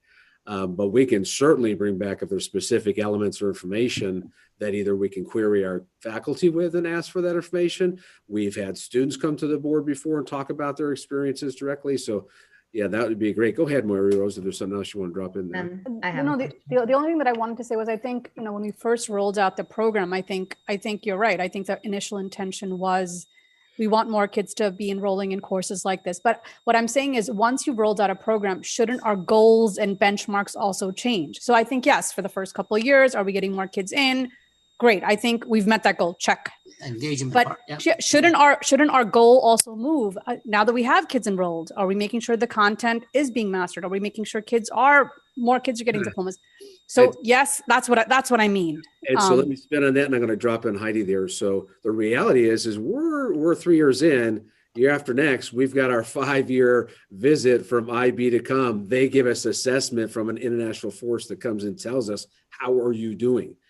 They're coming in, they're talking to kids, they're looking at product, they're looking at where we started to where we finished our map. So that is going to be a very rich report that we would get from the International Baccalaureate program as they come into a site visit with our schools to see. They realize, and they've done it takes that long, as well as the next move forward.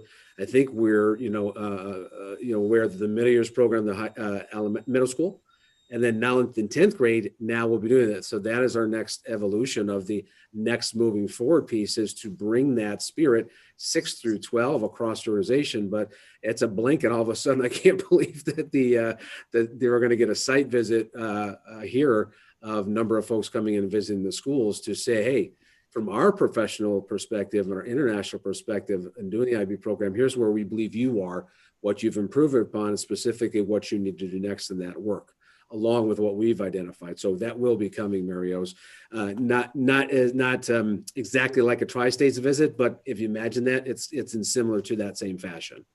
So we'll have that coming from the International Baccalaureate part. Go ahead, Heidi, I apologize. Yeah, I'm trying to remember what I was going to say. So one thing that I was thinking, especially when it's hard, hard to tell when the evaluations are different, is it would be interesting to hear feedback from the students themselves who have enrolled in college on how, for each particular IB course or AP course, how well they felt that prepared them for what, for college work.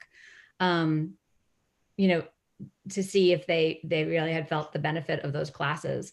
And then also I think it's really exciting to see greater numbers of kids participating in these tests. And the other thing I would just be mindful of is, that we're not pushing kids for whom the courses may be too challenging, or, may not be meeting their needs as well to overextend, when sometimes if you're doing something that's too hard, it can be frustrating and turn you off too. Obviously we want to encourage everybody, but we also want to make sure that we're putting, encouraging students to take the courses that will best help them continue to develop their skills. So acknowledging, that Heidi, because that is part of in tune to where we're trying to look at having students self-select in, or at least with some guidance, and then marrying into the 9th and the 10th grade embedded honors. So there's not risk there if you go and choose to go ahead and take maybe a more challenging kind of assignment and it works, then great, and you keep going. If not, you're like, okay, I'm just fine in this course. I'll stay with my cohort that I've started relationships with, and there isn't a course change and a schedule change. So we're really seeing those partnership together so that kids can really, kind of take a little bit of a risk maybe at the younger grade levels without a lot of, a lot high reward, but not a lot of risk. So what we heard directly, if you remember when the kids came to the board table about 18 months ago, they talked about, so look, I never would have taken an honors course, but because of this, I have, and I tried and I did well. And so our hope is that that piece will guide here the same way with the International Baccalaureate program or the AP, but we can definitely bring some more of that forward and talk to the kids more directly. We would love to bring some students back again to be a part of a roundtable as we kind of get hopefully back on a more of a normal situation, perhaps even, next year as we move forward with it. So. That's great. Yeah, I think it's awesome that, I definitely think it's great that kids, they're getting a better sense of whether they're going to be interested in these courses through the embedded honors. And I do think it's great that we're challenging our students and offering them those opportunities. And I'll jump in there 1 second. So I just want to finish with Heidi. Heidi, I think it's coming on the next slide or pretty soon, Kev, on the Project Lead the Way courses. That's really kind of blown my whole thinking about opportunity for some students to really do some hands-on work at a pretty challenged level. We got a great number of kids doing that. So go ahead, Lindsay. Thank you. Great. So I think the point is, at least from my perspective, the numbers and what's being represented is not really presented in parallel. So it's not really an accurate representation of how many kids are in these courses, what the score is that they're getting in the course. Forget the exam, certainly it's important, but we could have quantitative data about this is the number of people, these are the children, this is the number of kids enrolled in the course. Here are the approximate grades that they're receiving from our teachers that are giving them that grade. And then sure, let's have the exam score as well. But I think to look at it in a parallel way, I want to go back to what Mary Rose said, because if we want to be fiscally responsible to the town, we need to make sure that the programs that we're implementing, we're doing so with fidelity and that there's a sense of efficacy. Certainly it's important that our kids all have great experiences. It's also important that those are, good experiences overall. And I just want to say this, and I'm sorry if this comes off in the wrong way, so please don't take it this way. Courses go well for many reasons. And I would say, are we using the feedback to help all of us get better, right? The kids get better, the teachers get better, the program get better. So I think that there's a lot more data that we probably should be looking at. And yes, having the kids come and present would be lovely. I would be curious to see what scores did the kids get in the class from the teachers that are actually working with them. And how are they iterating on the work that they're doing to make it even better? So I'll kind of follow your lead. I don't want you to take what I'm going to say as offensive either. I wouldn't assume that we're not looking at that data. We're actually, the International Baccalaureate programs requires our faculty to predict where they will score on a third-party person scoring those assessments. How did the person score? What was our prediction? And where do they or do they not align? So that actually is a requirement, for example, of the International Baccalaureate program. So we look at that, and our International Baccalaureate team at the high school in earnest looks at that. When it does connect, great. We talk about what we saw, what worked. When it's not, Allison Scanlon and the team there look at the results. Where do we think we missed? How do we improve our instruction? What do we give to kids? So that's an ongoing process throughout the year. It doesn't stop at one point. It goes throughout the year. There's internal assessments, IAs. There's external assessments. So it's a pretty serious program. And Claire, you know it way better than I do. But to do this, that's hours and hours and hours. So I'm just trying to think how, and that's why I even asked the team here, hey, guys, can you give us a high level executive summary here? If we want, dedicated time on this, we would. I know the learning office would love it, but that's the kind of detail that they could give us. We got it. They're doing it. They're working on it. So yeah, no, right. And it sounds like if you already have that data, just to say, the approximate score, cumulative approximate score that the teachers gave was X, the actual outcome score was Y, and here are a couple of things that they're working on. That's a 2-minute item on an agenda. I don't think we need a whole meeting about it. Yep. If you want to see predicted reliability, we have that would be cool. Yep. Sure. We can follow up with that group. We do the same thing. We've done that historically. I've done that since year one I got here with our regents and the scores that are given in classrooms and what they're given on the regents. So we have predicted reliability on those too. So again, there's just, it's a lot, but we'll take whatever the board wants. We'll get it to you and we'll package it as best as we can. So we appreciate it. Is the next one, Kev, is a Project Lead the Way? Is that coming up soon? Yes. Thank you for the transition, Dr. Blanche. Because you guys did an awesome job bringing us on at the high school, and they were there, and the science piece near and dear to your heart, Kevin. This is a great one, I think. Yeah. As I transition to that, I've been just kind of taking some notes here, and again, that's why I kind of preempted this by saying we're happy to kind of dive in a little bit deeper. We did try to predict what highest level information we could share.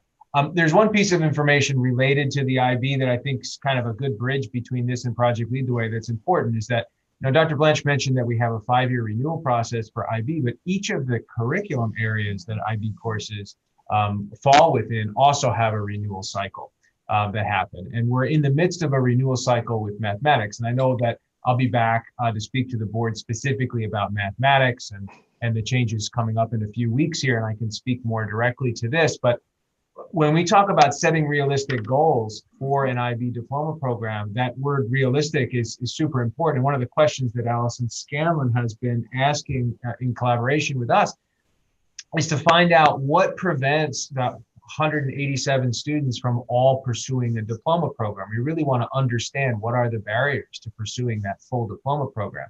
And one of the things that we've noticed is that the IB curriculum in mathematics is a bit misaligned with some of the goals that some of our students have in science and technology. I'm happy to say that that's changing in IB, and we're looking very closely at what mathematics courses we offer within our IB program that will help complement some of our science offerings as well, so we can try to make sure that students who have a particular interest in that field also have equivalent opportunities to pursue an IB diploma as well. So that's one important, I think, piece of context with all this that's relevant. So the last piece I wanted to talk about related to science is the Project Lead the Way Biomedical Sciences pathway and the Project Lead the Way Engineering pathway. As I know, I've spoken to the board in the past about the transition to the New York State Science Learning Standards. And at our high school, we're taking kind of a pathway approach to science. And the biomedical science pathway, it's in its second full year of implementation. And that coursework, that pathway consists of 2 courses right now. Those 2 courses are Principles of Biomedical Science and Human Body Systems. After our first year of offering Principles of Biomedical Science, our teachers of that course did a crosswalk with the New York State Living Environment curriculum and realized that we could very easily embed that living environment curriculum and prepare our students to take the Regents exam in living environment, while also extending that learning and providing significantly more applications in the biomedical sciences area. And so this 62 number of students receiving honors credit is actually a result of us transitioning our honors biology course out of our offerings and introducing the principles in biomedical science as a replacement to our biology honors course. So those 62 students are representing students who historically would have taken honors biology, which was the living environment curriculum plus some biology topics, and they've now engaged in that full rigorous Project Lead the Way curriculum. The balance, the 18 student balance that you see here between the 80 and 62 are the students who were enrolled in the Human Body Systems course. And that course is also having great feedback from there. We had hoped, unfortunately, we were unable to this year offer the next course in the 4-year biomedical science pathway, but that's something that's certainly on the horizon for us as we explore that and what opportunities we have to move that going forward.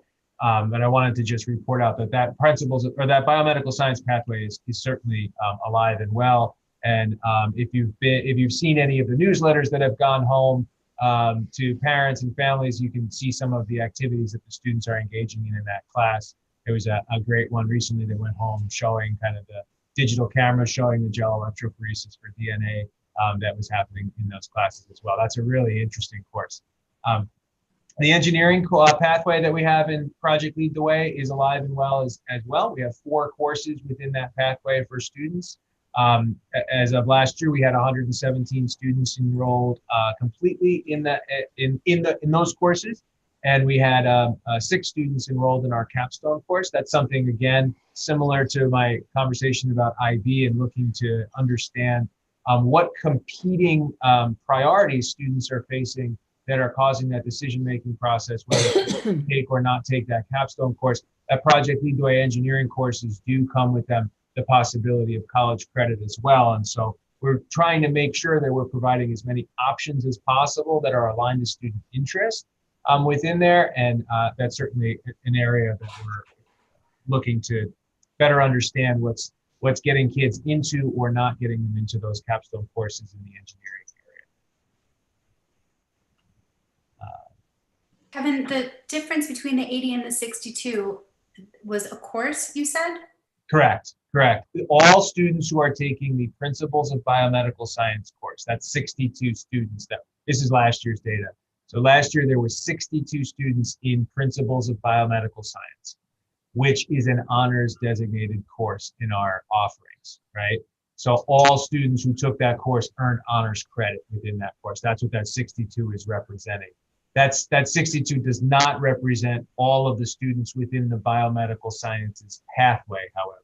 The balance of that, the 18 are students who were in our human body systems, which last year was a pilot. That's why it was only 18 students, and this year has scaled up significantly to try to meet student interest. So that 80 is inclusive of the 62 plus an additional 18 from the other course, is that correct? That's correct. That 80 is the inclusive of all students within that pathway. Got it, thank you. This next slide is really just a summative look of our profile of a graduate for last year. And I think this is a testament to the work of our instructional staff in helping to maintain our performance that we've seen for the last, well, since I've been in Somers and certainly long before that. We had a 99% graduation rate last year. 80% of our students went on to 4-year universities. 10% went on to 2-year universities, and 10% of our students had other plans for post-secondary education or post-secondary plans. Those numbers did not appreciably change as a result of COVID. And so we're quite proud of the awards that these folks have had. We also are not seeing on the right side, we're not seeing any significant change in last year's data versus the previous years in terms of our SAT and ACT scores. These are about the same. So again, that's really a testament to the work of that last couple months of school and being flexible and doing as much as we could.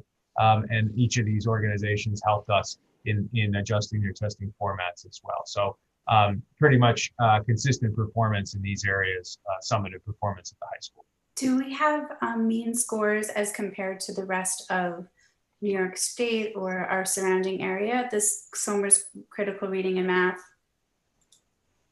Do we have a comparison to see how we're doing compared to other folks, or? I don't have that for us tonight. I can certainly get that information and send it along to you. Thank you. Kevin, I'm just curious, and also a follow-up was Mary Rose was talking about. Do you have any student who is in the IB program also voluntarily take an AP test? Do we have such students? Do we know whether those students scored how well in the AP tests? Is your question, just make sure I understand your question, are there students who are simultaneously taking AP and IB courses? Is that your question? No, not simultaneously take courses. You don't even have to take courses to take AP test, right? Are they auditing the AP test? Yeah, in other words, I think that the real qualitative comparison in terms of exam is to have the same student taking both, taking AP test and also in the IB course. I think I know. Yeah, that's probably a possibility of comparison, but generally speaking, student may not want to do that for us, but perhaps we could encourage, like paying for the AP test cost and so on. I think it's a very good indication, not only that, but also encouragement for, if we really want an IB program to grow and succeed, we really need to have those kind of a real concrete, results to show people. Well, I think your question of having a student in an IB course audit and AP exams is certainly an interesting one. If I recall, I think we've spoken about this at the table before. I do think that it has a potential for raising some reliability questions as to whether or not that exam is measuring what the student was instructed. And so we'd have to look very closely to make sure that that AP exam is representing the experience that the student had and the opportunities for learning the student had in the course. Yeah, like if in the IB courses, they don't take multiple choice tests at all. Everything is my point is we really want students to learn knowledge, not prepare for tests. So whatever tests really shouldn't be real measurement of, say, I don't want students just take AP course to prepare for AP test, and that's not the whole idea. The advanced course means you would learn more, you have more knowledge. So whatever program you go through, you should be able to apply to any test. They may be not absolutely in number, in exact, but at least in general, should reflect the student's knowledge. Well, I'm going to ask the team to go ahead and see if they just kind of move on to the next piece here a little bit with, sorry, it's getting in about 8:45. We got some other stuff to do, so I just want to make sure. Thank you, Ray. Stay on there. So. I just want to say really quickly, a couple of years ago, we did have a couple of IB psychology students challenge the AP exam, and one got a 5 and another got a 4. So it has happened, and it's just that's great. I mean, those kind of things should be, talked about. Okay. So this last component here is our year-to-date performance, and I very purposely paused our slide before I roll it up for the screen. There's a couple of comments that I wanted to make before we dive into the data here. First is that we were expecting there to be a slide due to the COVID, and some organizations have put out some COVID impact studies. Those studies have shown there to be a bit more of a slide nationally in mathematics than what has been seen in reading. So we're going to look at the reading and mathematics data that we have from our STAR assessment. The working hypothesis there is that while at home, parents, especially of elementary age students, are better able to help support students in the area of reading than they were in math. That's something that the researchers that we've been in contact with are looking more in depth to understand a bit better. But the fact of the matter is, nationally, the trends that we're seeing is a greater slide in mathematics than we're seeing in reading as a result of that. So what we did here is to try to be as consistent as we could with years past. And I'm going to just do a little bit of zooming around here. We chose 3 transitional grades to report out on, which is typically what we've done during the whole child report. Those grades are grade 2, grade 5, and grade 8. So these 3 charts that you see in front of you are the same data for 3 separate cohorts of students. This is your STAR reading data from September assessment. So this is data that's reflecting students' performance as they entered this grade level in September. And what we did was look at the cohort performance of these students. And so if we look at our second grade data here, you see that we have 2021 grade 2 and then 1920 grade 1. So this is the same group of students in the fall of 2019 versus the fall of 2020. So it's a year-over-year performance of the same group of students to try to look and see where we are. You can see that our sample sizes are relatively close to each other here. This is a chart of the distribution of percentile rank scores. So it's showing student performance relative to national percentiles. And there's divided into 4 quartiles here. The important thing and the thing that we've been looking at here is the threshold between really the yellow and the blue. And it's that 40 to 41st percentile rank that really becomes important. What we've found is that, and what's commonly known is that 41st percentile and higher is a clear indicator of student success on state performance and reaching state benchmarks by the end of the school year. It's a good indicator of that. It also happens to be the threshold that we use as an indicator for student in need of targeted interventions within our schools.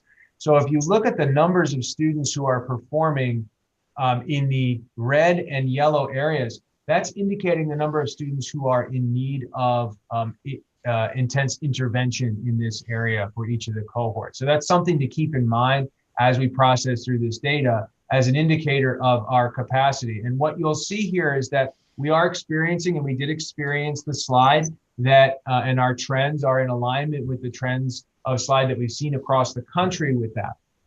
I also, and I'll say this a few different times and illustrate this with data, this data really is illustrating some of the challenges that our instructional staff is facing. Is that if you look here, for example, in our 1st to 2nd grade level, we're looking at 44 students entering the right in the beginning of the school year in 2nd grade who are in need of intervention.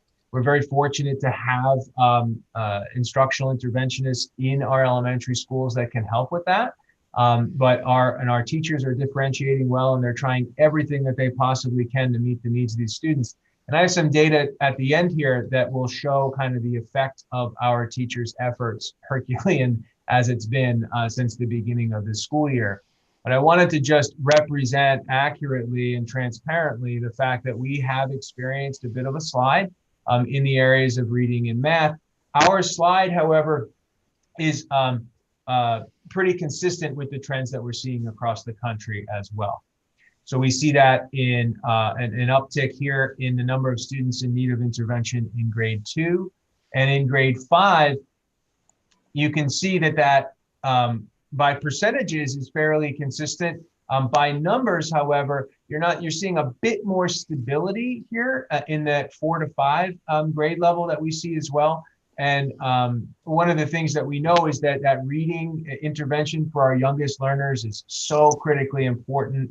And we're seeing that there's a little bit more of a percentage change there for students in need of intervention. Remember that this data is as the students entered our school year this year. And just that same data, just scrolling down here in our 8th grade, you can see that there's a bit more consistency, a bit more stability, I should say, in the numbers between last fall and this fall in our 8th grade distribution of scores in the area of reading. Wait a minute, this one, the middle school is going backwards, 8, 7, 6, rather than 6, 7, 8. Why is data presented differently?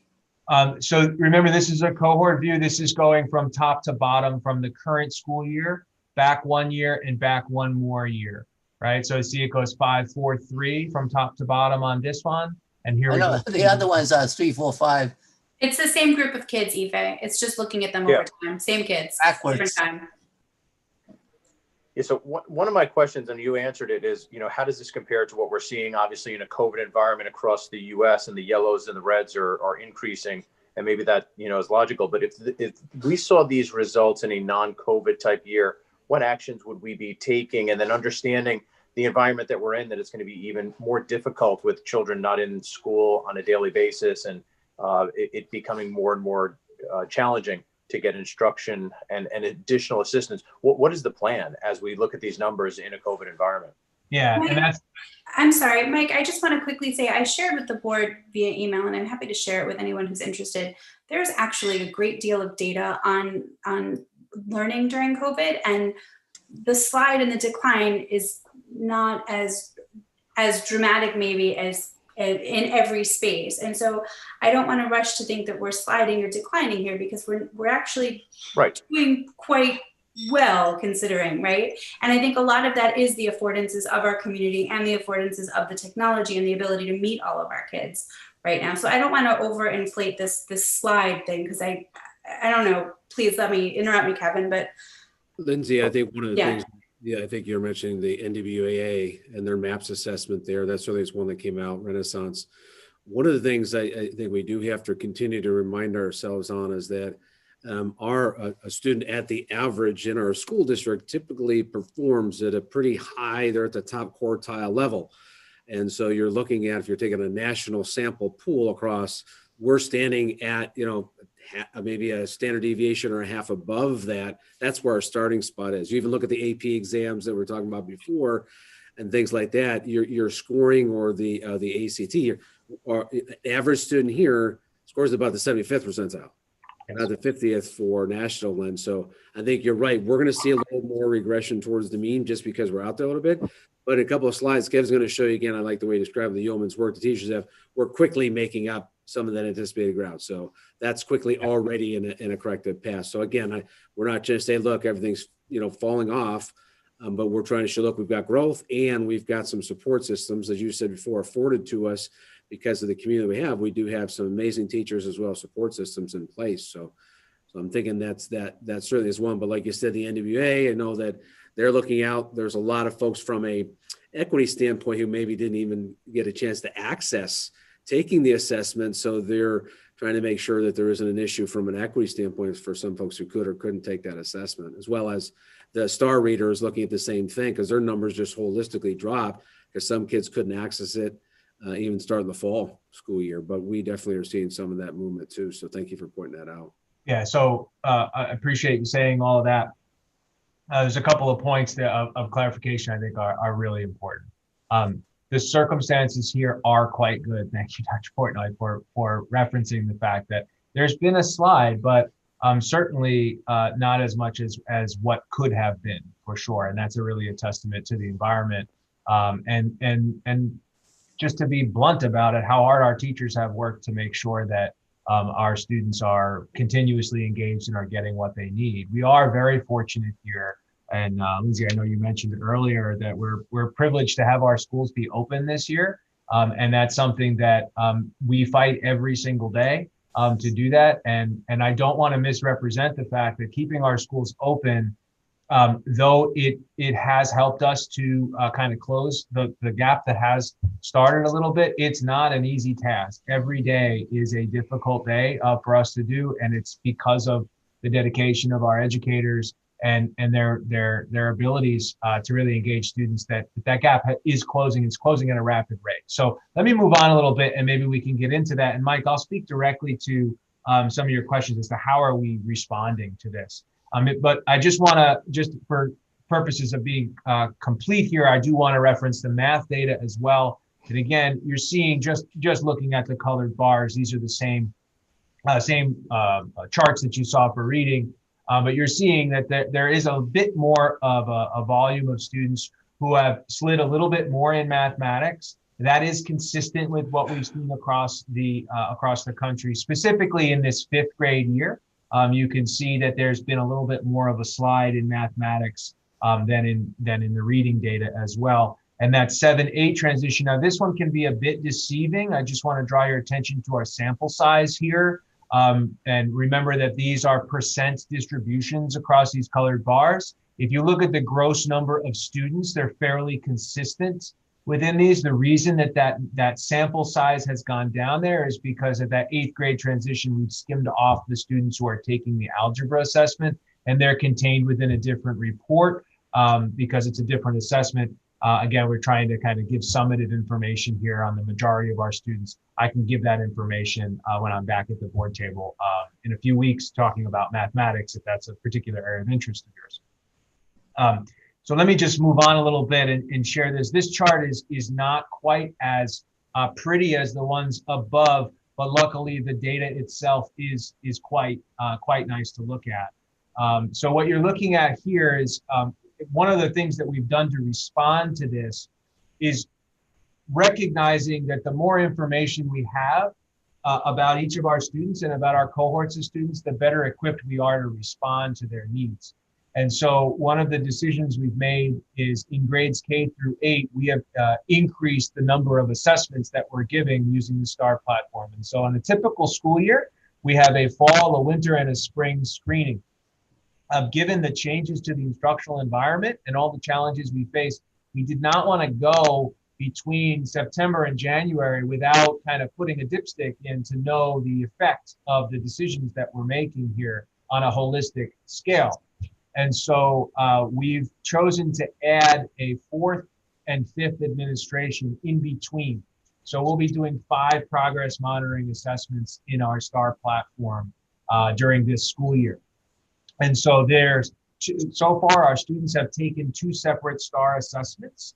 One is during this first assessment period. This is our typical assessment window between September and October. And this is that additional window that we've added in there between October and December.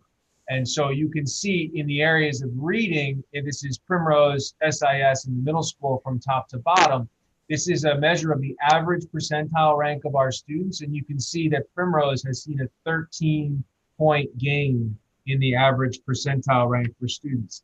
Now, to put that in context for the board and community, if we were to look at the average percentile rank gain of the Primrose school between, say, last fall and last winter, we saw a net 6% mean gain, average gain between fall and winter of last year. What we're seeing here is a 13-point gain between September and December. That, frankly, does not happen by accident, and that is really a very clear indication of the value of keeping our kids in school. And I'm no qualms of saying that this is a direct result of the effort that our teachers are putting in and the care that they're putting into reaching every student. And we've really committed to paying attention to this data and looking very closely at that. And the proof is in the pudding there, that they're doing that. And we've chosen, in Primrose really, under Katie and Meg's leadership, has chosen to focus a lot on reading. And you can see that that proves out in the data here. You're seeing an average of 13 points there. And these are students that are learning to read. And so that's really critically important. In the math area, sorry, I need to move this out of the way. You're seeing a net a 9-point gain in the average percentile rank there. Again, and to put that in context, again, last year between the fall and winter at Primrose, we saw a net change of 13. And so much longer time sample there, but we're well on track to meeting or exceeding the growth that we saw last year. And that's really quite a celebratory figure to look at. At SIS, you'll see that the numbers are a bit different. You see that you have a 4 here of a net change, same assessment period of the average score here, but in the math area, you see a 10. And these are students who are reading to learn. And you saw also the numbers at our 5th grade level as well that we saw. We didn't have quite as many students and it's quite as much percentage of students that dropped down into that 1-2 level. And so frankly, there's not quite as far for them to go in such a short period of time.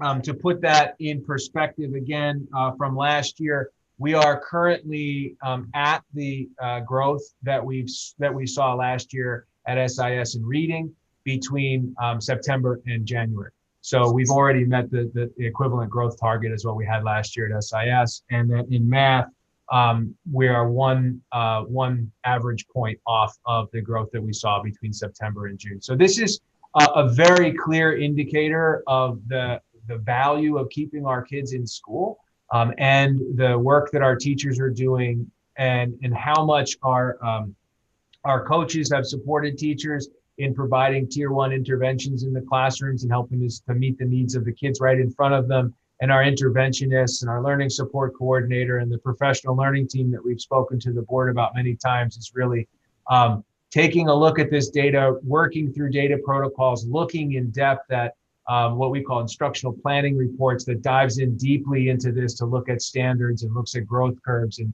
making very intentional instructional decisions to try to meet the needs of our students. So I thought that was a very important chart to share.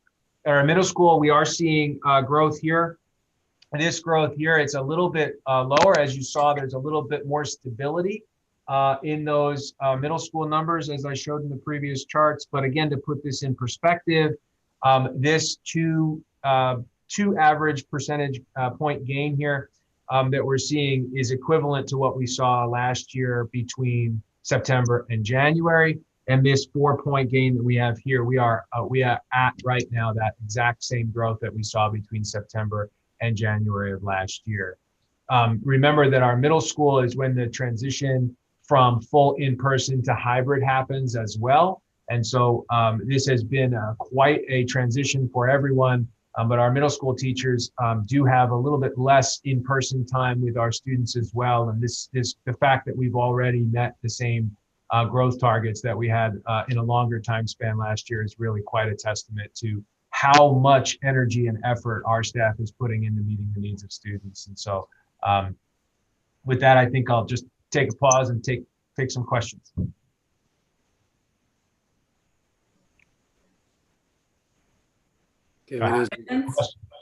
Joe, go ahead. Oh, looked like you were saying something. You're muted now.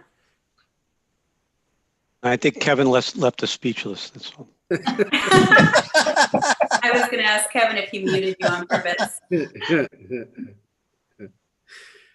So Kevin, you may have hit this, but just thinking as we go through this chart, I agree with you. There's some amazing things in there. I don't want to lose sight of that. Again, when we're looking at kind of the percentile rank, again, you've got roughly 0 to 100 percentile rank there. Right in the middle is the 50. So we're already starting at a little bit higher than the national percent. You move from 58 to 71, that change of 13 is significant. And if you start looking at some things like a kind of effect size and what's the effect of what's happening in the classroom and things, you're starting to really see that's just not happening by accident. That's, as you said really well, Kevin, that it's not just because our kids are here now, that helps. It's happening what's in the classroom. It's happening what's happening with the teachers and the teaching assistants and all the work that's going on there. So those are key pieces. And I like the way you described, we'll be back in the winter and we'll be able to show as we continue on that trajectory to be at a spot where we would have more local norms that we can say, look, here's where we typically perform. And then as I think your next slide is, okay, so when a student of ours is not where we desire they would or should be, how do we help them? And that's just kind of back to where Mike's question was before, that we're kind of coming to wrap that in, and just what is our response individually, small teams and large team as a district. So I think that's a good intro to this part. So thanks, Kevin. Sure. And so this is in part, we've been planning for the possibility that more students this school year might need support. And it's not just the students in the red and the yellow, but also students in blue. And how do we support all students to grow throughout this school year? And anticipating the possibility of a slide, we wanted to make sure that we had all the measures in place to be able to support students as they needed to throughout the year. So as we've reported so many times over the course of this school year, we've restructured the learning office and made sure that we had a collaborative team in place to be able to support teachers and students as they sought to support students during the school year. So we've created the professional learning team, including the student support coordinator, the coaches, and the building level interventionists. And the next piece is we wanted to make sure we had real-time data to continue to analyze throughout the school year. So we've increased the implementation of STAR reading and math from 3 administrations to 5 administrations throughout the school year, so that we could have more a tighter knowledge of what exactly was going on as the school year progresses. And then the idea of, as always, we have the structures of the whole child success teams in each building, reviewing data on a regular basis. And this year also increasing this idea that we all need to take part in this. And so the interventions that all students receive will be, some will be classroom teachers identifying trends and addressing whole classes on specific interventions that might need to take place in the classroom. Interventionists working with small groups of students on more targeted interventions, and then more personalized one-on-one, very targeted interventions depending on the needs that the data suggests. And throughout the structures that have been put in place, we're increasing the capacity, hoping, we're working with the teams to increase the capacity of the data fluency to read that data and react accordingly as the year progresses. And with that, with this collaborative approach, we're working to help each student, move up that color bar, if you will.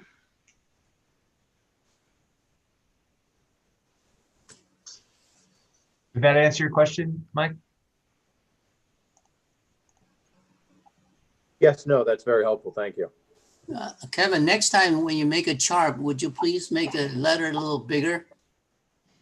Sure thing. It's I'm very looking at it. hard to read. Ife, get new glasses, all right? No, I need a new gene. I think Ife is referring to the bars, but we do have another document that has a bigger Ife if you want to look at the PowerPoint. And particularly, I still wonder why the middle school, the grade level is reverse order than the SIS and the Primrose. When they reverse means you are really, you're losing the good student. The green bar shrunk. It's the same student, Ife. It's the exact. Doesn't matter. I'm talking about that by the time go to 8th grade is worse than 6th grade. Yeah, I see what he's saying. Yeah. I mean, that's not what you want, right? Well, I mean, cumulatively, yeah. When you look here, you're referring to this chart here in the center of the screen? Yeah, these 3 bars, three.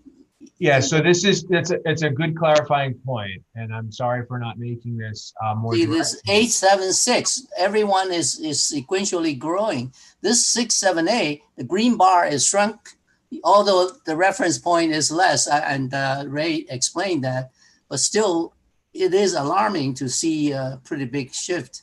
Oh, is that math? That's the math one, isn't it? It's math, but there still are more folks to the right of the yellow, right? There still seem to be a larger group of kids, which would seem overall to be, well. But that doesn't include, but that's not including the kids who take the It doesn't matter what it is. No, you're right. 8th grader, 7th grader, 6th grader. Right. So Yeah.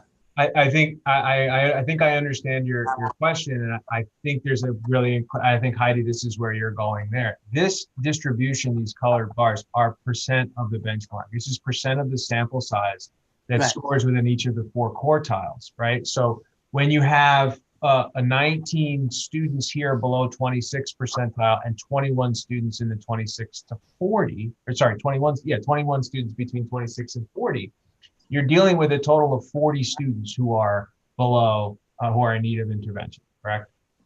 And then you look here, you're looking at about the same number of students who are in need of that intervention. And similar analysis here at the top.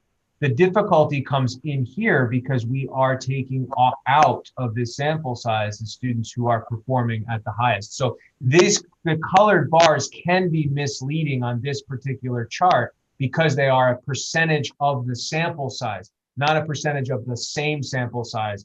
Yeah, I understand it. That's why I reserved So reserve a judgment. Yeah. But still, if Kevin was able to put those 67 kids back into that chart somehow and magically show us where those kids were, right. Kevin, would you anticipate that we would still see the same amount of green, right, at or above, if not more? Yeah. And is there a way to do that? There currently, because those students don't take the same assessment, there isn't a way to put those students into this sampling for this as well. But to your question, the reason those students are not reflected in this data is because they have scored so highly on previous years' experiences. So one can assume that those students would be performing in the green bar that you would see here at or above the 65th percentile rank, which would effectively increase the size of the green bar by percentage and by gross number, and it would effectively visually shrink the size of the yellow and the red bars here. And Kevin, I think you may have mentioned it before, those students actually take a different enterprise from a K through 8 piece. It is the algebra specific assessment that the kids who are not showing up on this chart are taking because they're in 8th grade taking algebra. And that's where, again, I think, like Kevin said, they'll be back talking about some of the changing math pathways. And so we can certainly bring that back in line and talk about that. But that is a piece that we certainly don't want to leave, there's a drop there. You add those green numbers and it's going to be relatively very, very close to the grade levels, but those kids take a separate algebra specific computer adaptive test in the NWA. So. Right. So the 8th grade data isn't including a chunk of your high achieving math students who are taking algebra.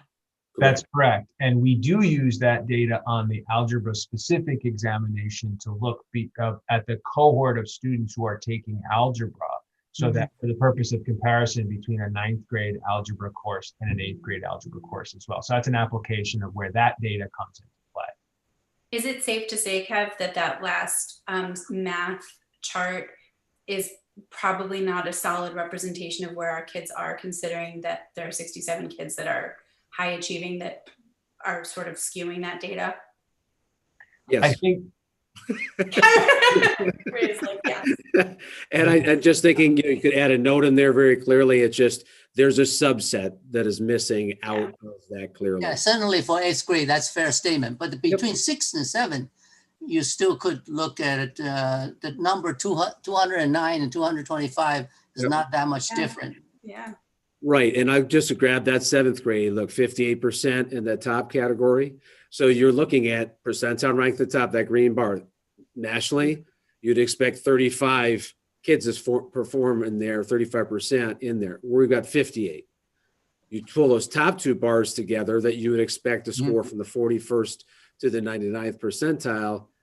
You've got 58% of there. We've got our combination of the 58 plus the 27. So you're like 85% of the people who are scoring there, when in a national number, you're not going to see 85% of scoring at those levels. You're going to see 58%. So it's just, it's a significant, you're talking about a full standard deviation above what you would see on a bell curve about the number they're performing. So you're on the bell curve, you got the, we're stepped over a full standard deviation from where our average of our students performing those two levels is. That's pretty rocking. We're going to get better. We're going to keep working. I like what Kevin described it, down to those other pieces. How do we get those kids where they're at today and where they can be tomorrow, the next month, and next year? So how can we move them along their learning journey so they can continue to move and to be very highly effective in both mathematics and reading? I'm really excited about Kevin to come forward later in the year on the new pathway for the mathematics, because what we clearly heard and saw from kids is that math may need to feel, sound, and be a little different for me, yet I can still perform highly. Remember, more math, more kids is what our target is, and we're going to be able to show that to you. So, well, I'm going to go ahead and move us on to the next piece, if that's all right. I'm going to say thanks to Kevin and Claire for working us through this evening and stuff. So never know what you can get when you bring these things up. So I think we got some good feedback though too, guys. Some things we can bring around the next time and kind of really hone in on stuff. So I appreciate the board questions and allow us to take some notes and things like that. So greatly appreciate it. Thank you. Thank you very much. And two Thank big pieces for one central office report, right? The budget and the whole child report. That's a massive. So thank you. And again, I know we're in a difficult piece, but I'm glad that Kevin, you brought in the new pieces with where we're at with COVID. So thank you, sir. And so we'll go ahead on to the next piece, Kev, if you don't mind. Just I don't know if we'll need anything on just maybe the agenda view, whatever it is typically, and we'll shift it off to the board discussion here. So board discussion, I'll go ahead and kick that off. And if board would like, we've got Nate here. So there is a conversation regarding the Royal coach contract here. And so just from a high level perspective that, as we know, this is a piece that we have at this point in time with this contract as it's coming to an end. We have forth here last month, we actually spent a fair amount of time going through the the transportation area differently.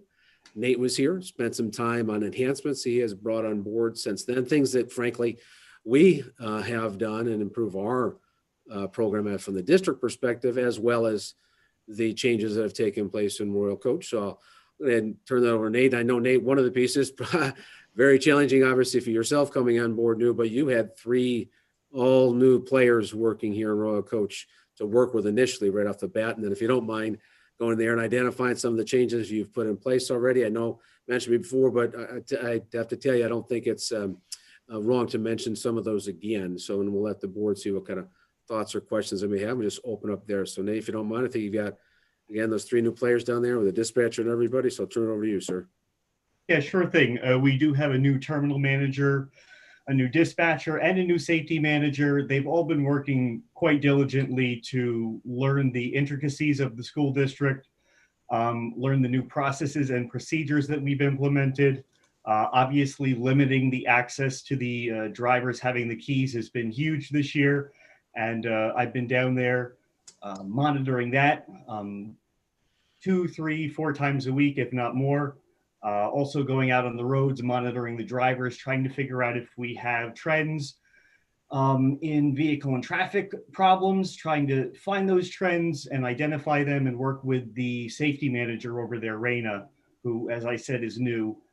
She's been fantastic in trying to get the drivers on the same page and realize that we're all role models in the way that we drive, and everybody's looking at the big yellow vehicles that are driving around Somers and expecting them to do the right thing. So that's been very important to not only myself, but the folks over at Royal Coach and portraying that out to the drivers. Nate, I know one of the things you talked about, I think you were here last time about, the lenses and the new stop arms and the points and things like that. I think I glossed over it too quickly. I apologize, but you brought on a new TransFinder system that was certainly a few years that needed to be updated. What are some of the things that TransFinder thing is now allowing us to do a little bit? I think you call it the plus version or something like that. That is correct. We went from the Pro to the Plus version. We were one of the first districts to be able to use this new technology. Our new assistant transportation supervisor has been working with that software and saying, wow, this is fantastic. I can see all the routes at once. I honestly don't think we could have opened school the way that we did if it wasn't for the new program, despite the issues that we had with it. The time that it would have taken to create the new routes for the A days, B days, and full days just would have been a monumental task. One thing that we've just turned on this week is access for Royal Coach to be able to see our TransFinder routes so they can print data from down there. We don't have to give them via email or route sheets anymore. They'll have access to student information, so they have to call a student immediately. They can just type in their last name in the database and it's going to pop up right there. Previously, they were using 3-inch binders for every single school building and trying to access the routes that way. So this is a huge change for them.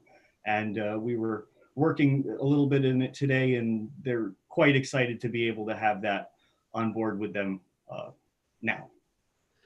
Nate, I don't think it happened last time, but when you were here last time, you were warming us up to, or about to get that Synovia live GPS going. And it's got a couple of phases in there. And I think you do have it now where that at least you and your team has the ability to access those buses live now. And I think the next evolution is just to kind of do the bus arrival. Is that right? Yeah, and just to give a small side note, we did have a trip that we had to go upstate for one of our residential students, and we were able to track that vehicle the entire way. all the way to upstate New York. So it's very exciting to be able to see that data. We know where all of the buses are at all times. The system reports if there's any problems that we might need to look at for particular drivers. So as I said, Royal Coach and Raina, the safety manager, and I have been working on that.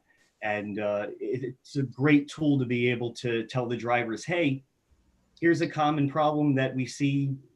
Here's how we can fix it. Great.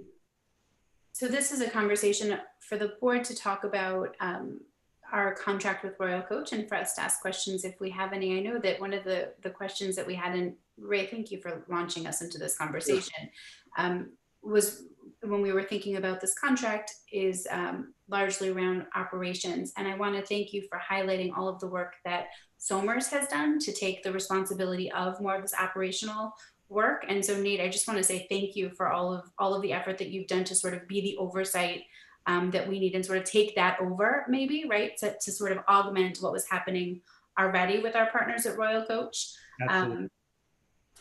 I don't know if any of the board members wanted to talk specifically about our transportation provider or ask any questions as we prepare to go into board action, but now's the time. The only thing I would say is that I think the Royal Coach has really stepped up to the plate with the way they've changed the personnel and changed things. And I really have to once again give great kudos to Nate, considering the situation he stepped into and the job he's done. And I mean, I know that it's not gone perfect, and some parents have been upset at times. That's to be expected. But I think overall, Nate, you've really done a terrific job, and I want to thank you for it. Yeah, Nate, seriously, one of the reasons why I asked Dr. Lynch to allow for us to have a board conversation is really to talk about how the contract with Royal Coach is important, but even perhaps more important is the oversight. So we appreciate the systems you've put in place to make sure that our kids are safe and that our parents know where their kids are. Anyone have questions or? I guess looking forward with Royal Coach, well, it's probably looking backward at the Transportation Task Force and all the recommendations that came out of that. Just to clarify, Royal Coach seems like they've been a good partner with making sure that all of those changes are implemented and they're doing their part. And then going forward, also, it looks like that's going to continue. Would that be a correct assessment? Absolutely, I would agree with that. Okay. And one of the benefits it looked like, and Nate, you can help us out here, is in our forthcoming contract with Royal Coach. We learned a great deal about the way that they've made sure that we have the most updated buses, and of course the tracking system that you're talking about. And I don't know if there's any sort of additional components to this continued relationship that you want to share that would be beneficial to the community maybe to hear. Or Ray, if there's anything you want to share here. Nate, you can speak to this, probably Brian can, but I've been mostly focused in on when we had these staffing challenges, sometimes keep our schools open, and you helped me understand that that's the same thing with our buses. And it seems like Royal Coach has actually dipped down and been able to bring up drivers for us and maybe do that whole. I mean, you've been doing that on a daily basis sometimes, but I think that's a great example of their commitment to us. Yeah, that's concern since September is filling driver positions. And when we have drivers going out for quarantine because they've been surrounded by, issues with COVID, Royal Coach has been fantastic in pulling people from Yonkers, Ossining, all over the place to be able to keep our operation going. They've really gone above and beyond in doing that. That's great. Yeah, that was going to be one of my questions with regard to just, the COVID environment and having the one person possibly being in that in very close together at the depot. Does that make it difficult to find people? But if you're pulling from Yonkers, you're pulling from Ossining and other areas, that's good to hear. Yeah, well, I like to ask one thing, Nate. I don't know whether you are aware of. We used to have a safety document. I think the previous director of transportation prepared. Maybe we could sort of relook at the document to check. We have some devices now being implemented. At that time we didn't. Secondly, of course, was the COVID situation, some situations that were not considered. So if you can find that document, maybe we should update that, particularly at the time now we're negotiating a new contract with Royal Coach. So I'm going to jump in a little bit there. I could be wrong, but just thinking about the safety piece that we have coming next month, actually not next month, next meeting, on the safety piece, the physical safety area.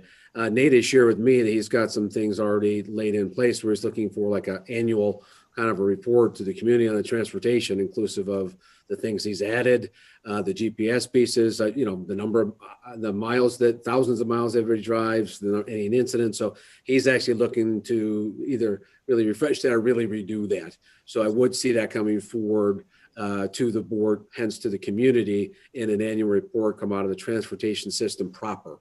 We won't tie that into the physical system because, again, we're working with Alteris, Dan Corrado, who works here, on the physical system, like the cameras and the doors and the locks. And so we'll have that, but we will also have a separate transportation with, frankly, there's been a lot of uptick and a lot of increased accountability internally, as well as the other group that we want to be able to demonstrate. So yes, Ife, we will be following up with a transportation specific kind of a state of the fair kind of a thing for transportation. So that will come. Yes, sir. Yeah, good. That's great. I just had a quick question, Nate. I'm sure I know the answer, but part of it is like for the community, like in order to keep schools open, we need to make sure we recruit as many people as possible for buses and for, teachers and TAs. And I think we've been doing a good job with that. I'm assuming, and please clarify, like when we do bring in bus drivers from Ossining or Yonkers, the numbers are different in these different towns. Are they following the same safety protocol in terms of, parent square or some sort of screening that we make sure that they're healthy and safe? So we're not bringing in issues that may increase quarantine. One extra precautionary measure that Royal Coach does is they do take the temperatures before the drivers get their keys. They also ask them the pre-qualifying questions that our parent score asks. So they are on top of that, yes. Great.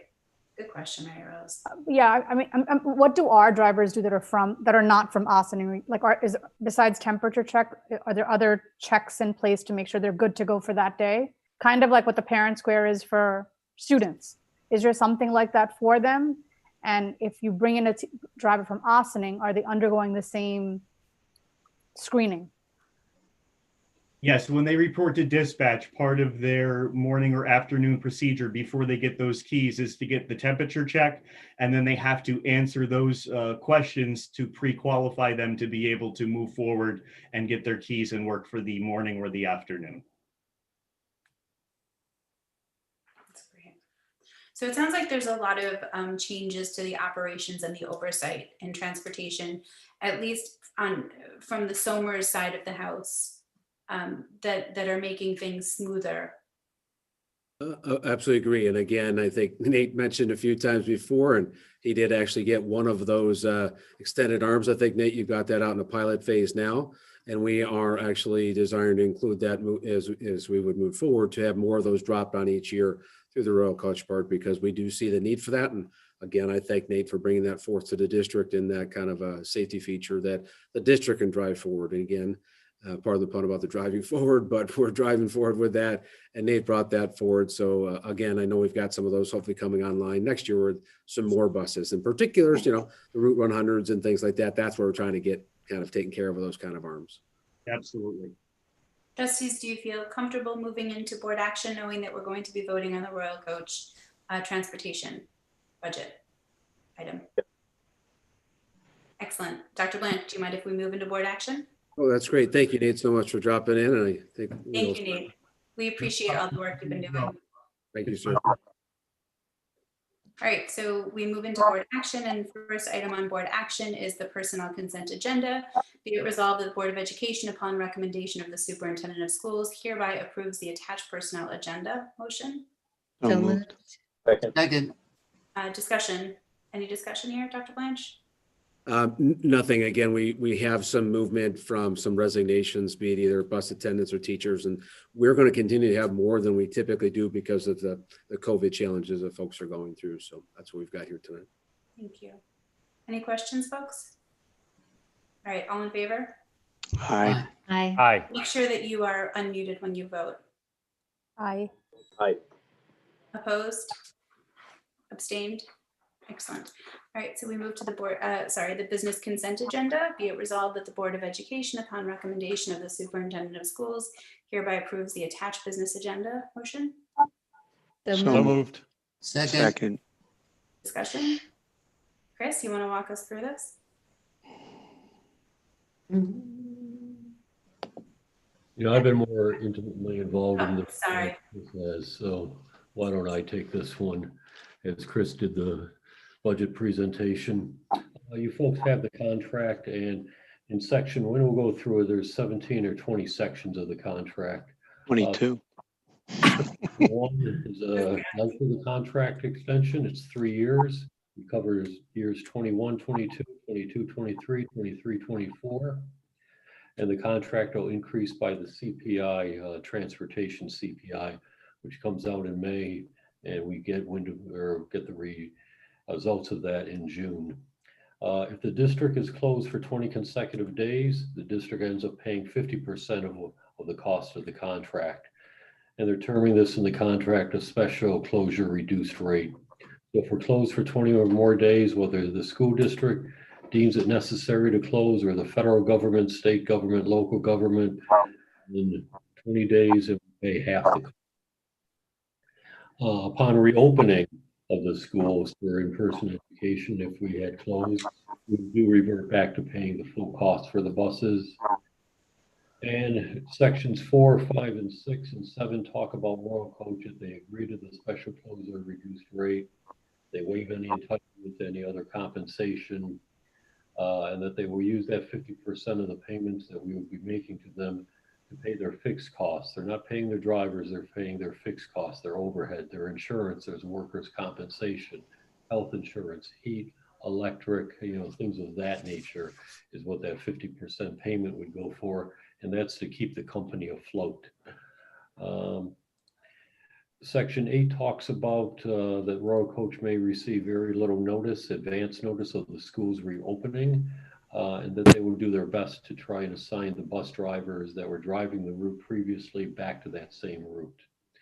Section 9 talks about that if, as we did with the past in April, May, we were delivering food, meals to people's homes, that the school district could utilize the buses for that avenue, and that there would be no increase in the cost to us. We'd still be at the 50% rate.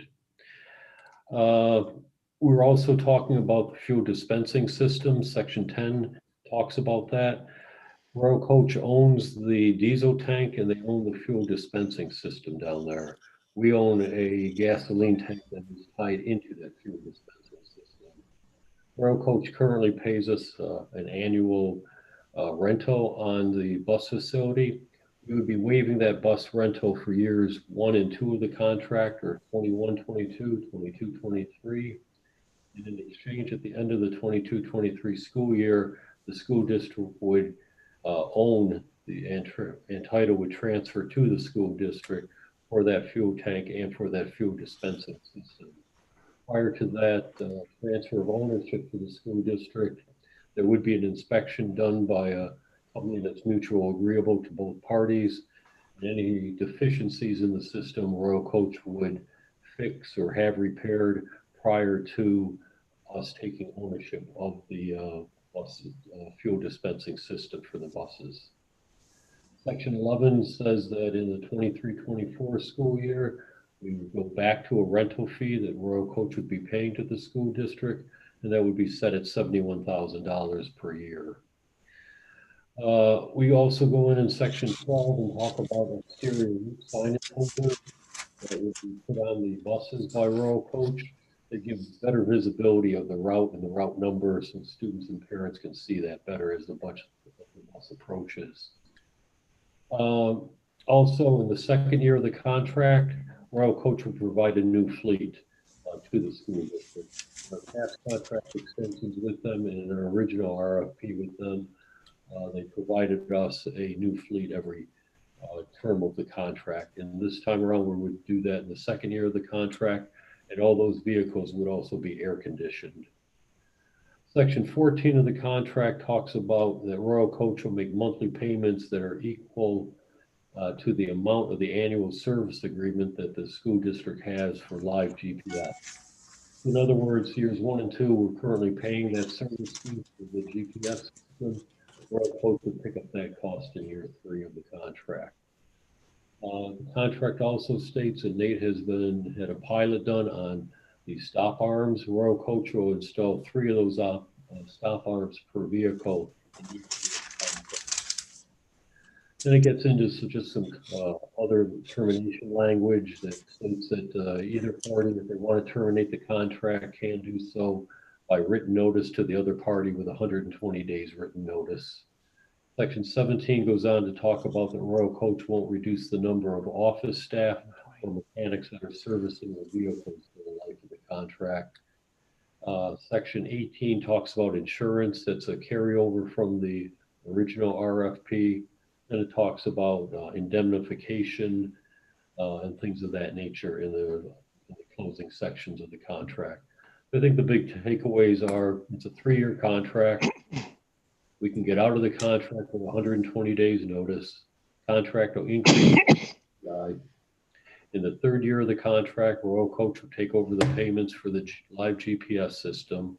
In the 2nd year of the contract, we get a new fleet of school buses, and they'll be air conditioned, and that Royal Coach won't pay a rental fee on the bus facility for the first 2 years of the contract. And at the end of the first 2 years of the contract, we own the fuel dispensing system. And those are the highlights of that contract. Thank you, Ken. Questions, folks? Yeah, I sort of half question. When you negotiate with the new contract, is it possible to put in a clause to ask them to give us an annual sort of a safety report on the driving, the bus driving, incidences? They don't need to do that. It wouldn't need to be contractualized. That's something that we could do ourselves. We have that information. We track that information ourselves. So we know that how they perform every year. Okay. Yes. Good. Yeah, I think that's really one of the reasons why I'm so grateful for the great work that Nate has done, and under your tutelage, obviously, Ken, is to have these strong operations and oversight in the transportation specifically department. So just another shout out to all of the great work that you've overseen there, Ken. Yeah, and sometimes as opposed to keeping things in a binder, when it's on a spreadsheet, you can check that spreadsheet for multiple years as opposed to having a binder to find, let's say, history or historical information. Thank you. So it sounds like in the, if we have this right, so within the 2nd year, there's a new fleet. Within the 3rd year, they're picking up the GPS.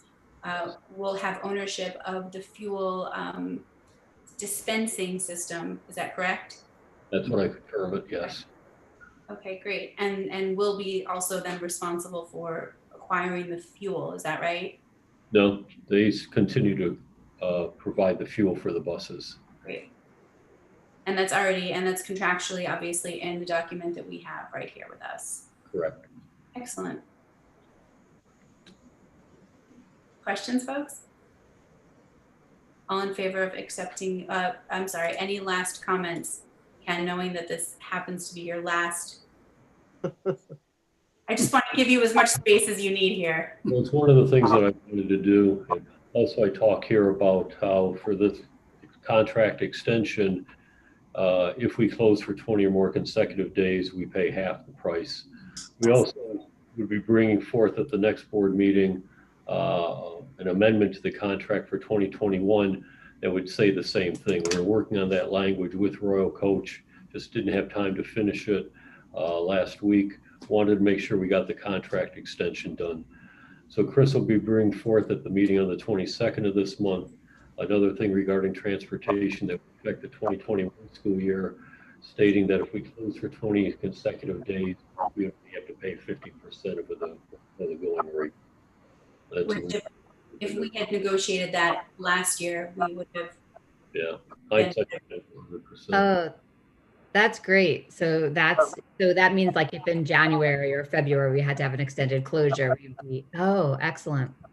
If the state mandates it, or if the district, however it comes. I hope that's not a wish, Heidi.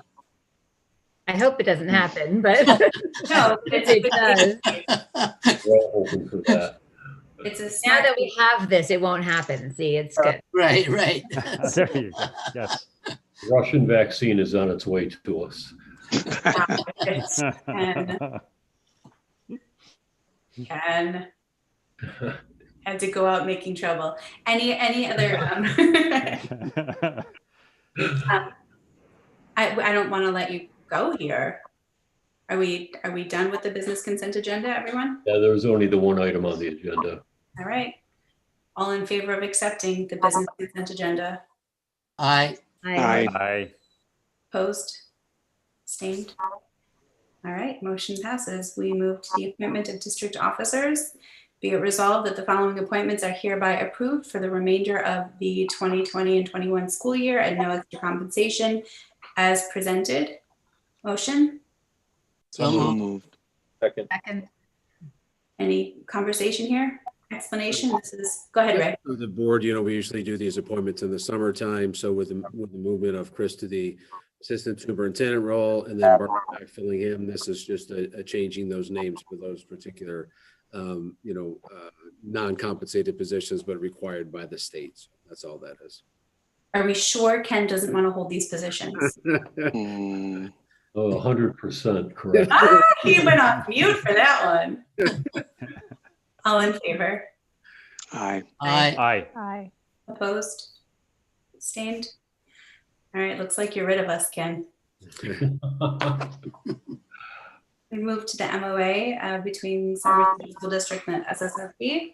Be it resolved that the Board of Education, upon recommendation of the Superintendent of Schools, hereby approves the memorandum of agreement between the Somer Central School District, Somer School related professionals dated 12/4/20 regarding the title position of benefits assistant. Motion? So moved. Second. Excellent. Any discussion? All in favor? Aye. Aye. Opposed? Abstained? All right, we have made it to the public comment section. Any of our community members, I see one hand up already, who would like to make a comment to the board, please go ahead and raise your hand. Kevin will move you to panelist and we'll ask you to share your comment. Just please state your name, and if you can be on camera, that would be lovely. Not mandatory, but lovely. We have our first is Sherry Silk. Thank you, Kevin.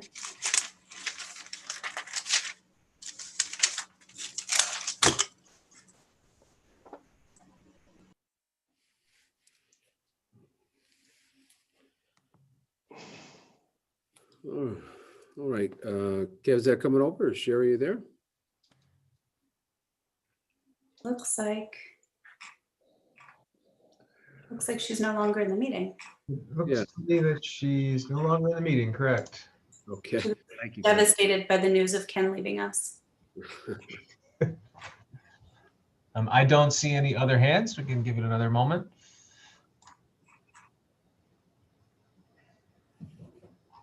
I think we're safe. I mean, I think that it's safe to move. Yeah? Yep. Ray, how do you? Yeah, I think so. I don't see anything unless Sherry comes back. So thank you. All right. Thank you. Thank you, Kevin. So we'll move to the board comments. Well, I just would like to thank Ken for his many, many years of service. I know he's leaving his department in good hands, but I think we're all certainly going to miss him. We all know what a great job he's done over the years, and he's made the handling of the finances a lot easier for us, quite frankly. And that's greatly appreciated, and want to wish you a lot of good luck and whatever your future endeavors are. Too bad we can't have a big party for you, but maybe next year. Thank you, Mr. Maurer. Thank you. No, I think it was fitting that we that the last meeting included a budget summary. I mean, this is something that it takes a lot of diligence, a lot of focus to, continue year in and year out. And we've experienced many different crises, including the one that we're in today. And your stewardship, Ken, was greatly appreciated throughout all of that. And I know other districts, other individuals look to you for guidance, and will continue to, to do that as well. And wish you the best, and really wish you the best of luck. Much appreciated. Thank you. Okay, Joe and Mike took all my words. Ken, you and I went back a long time, right? We really understand each other, and I really appreciate your calmness. That's a very good trade of business manager, no matter what the world is like, like today's world. So do you want to tell us a little bit your plan? Are you going to stay in town?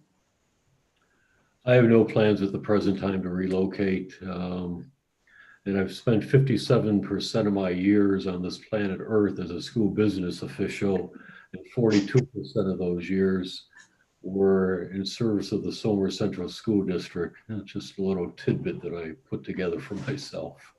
Now, I'm asking that because maybe Joe, we could plan a party when the time permits. Ted? But it figures you'd come up with percentages to describe your service. That's kind of about right. So I was surprised he started working when he was 12. I know, right? I'm more the type that would prefer to walk out the back door in the middle of the night than to have any fanfare. I've worked with a great team in the business office. I've worked with great superintendents, and I'm currently working with a great superintendent.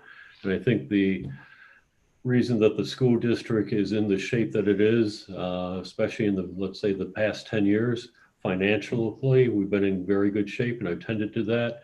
Then you have a visionary such as Dr. Blanche, who is a great leader and has mobilized our administrative team, our principals, our central office people, and even when there's been change in those ranks, been able to coalesce that team to continue to move the school district forward.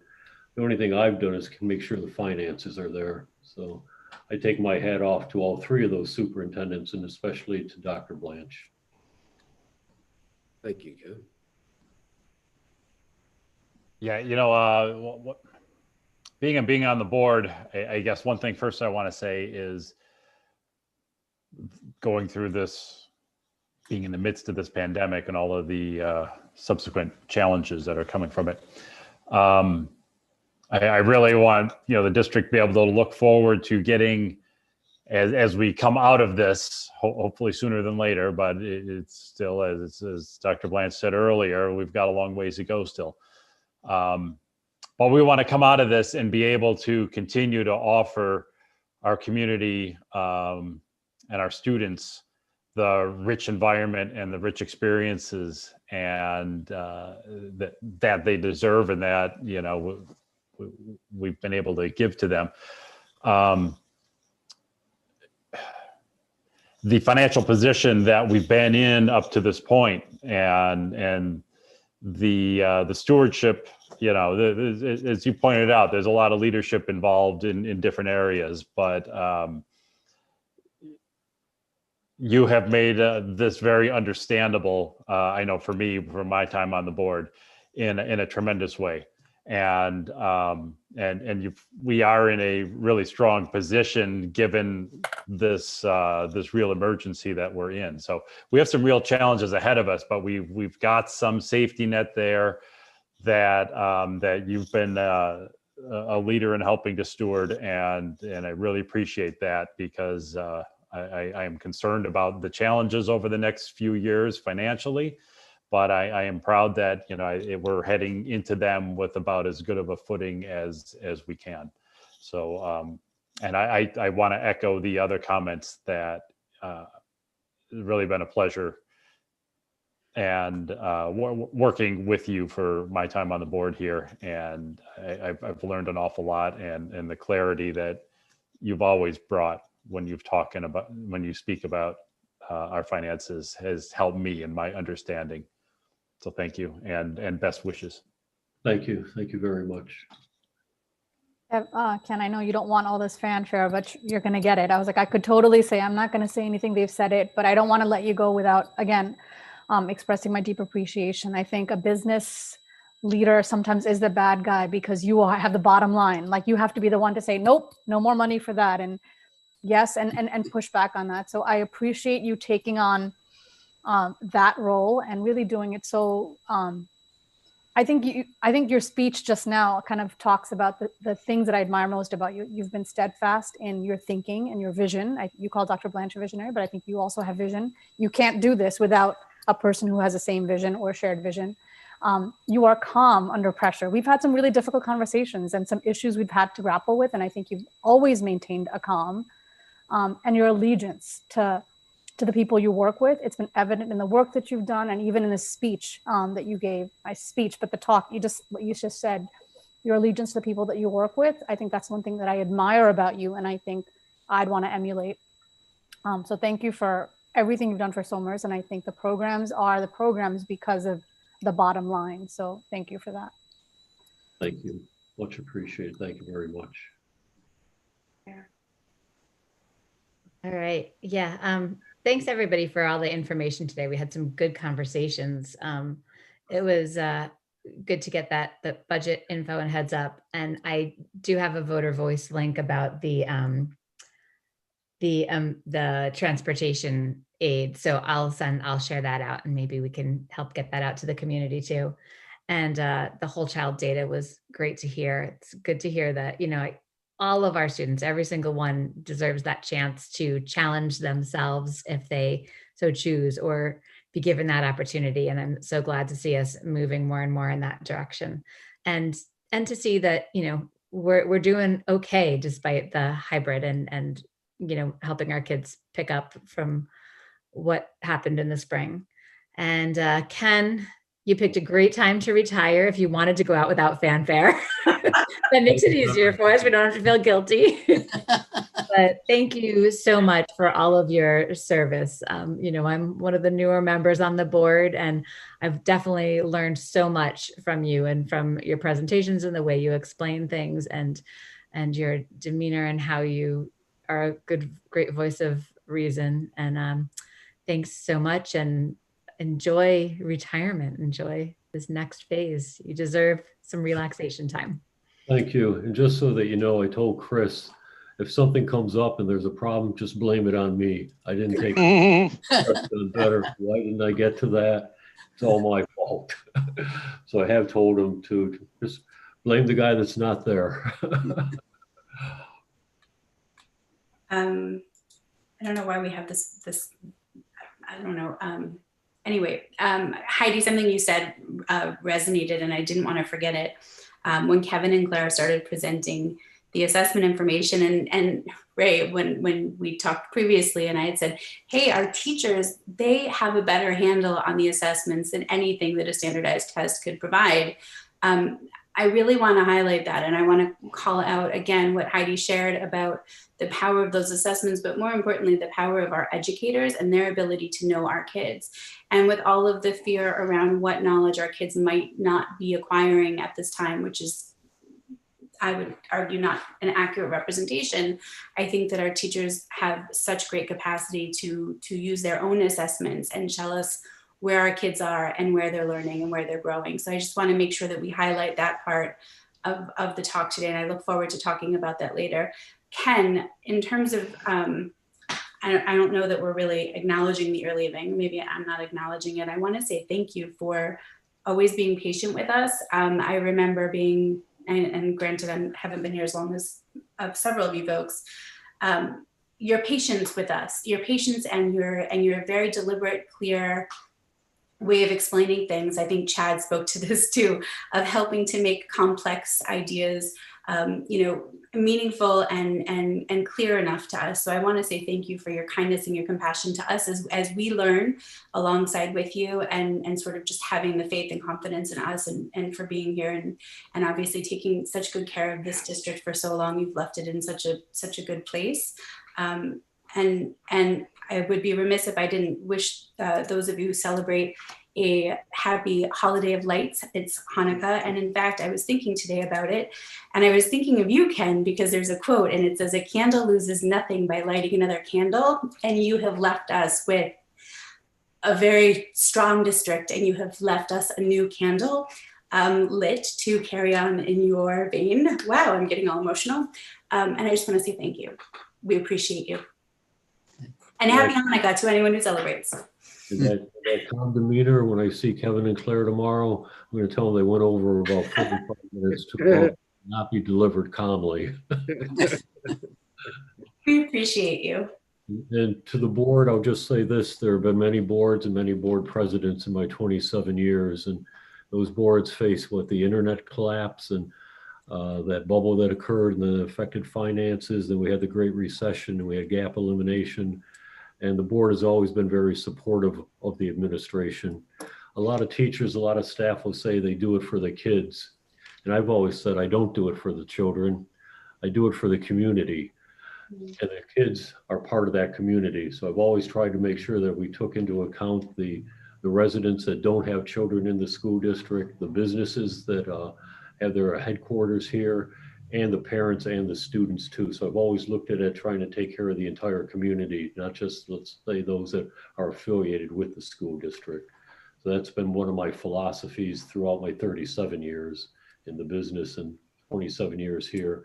I always looked at it as the entire community and not just the school community. So just wanted to say that also. And I've been very thankful to have boards of education where the people were what I will call professional. They didn't try to micromanage us. I didn't get 15 phone calls a day from board members asking about why we spent money on this, that, or the other thing. There is that trust that the board has to have with the administration and with the superintendent, that we have to have with our superintendent and with our Board of Education.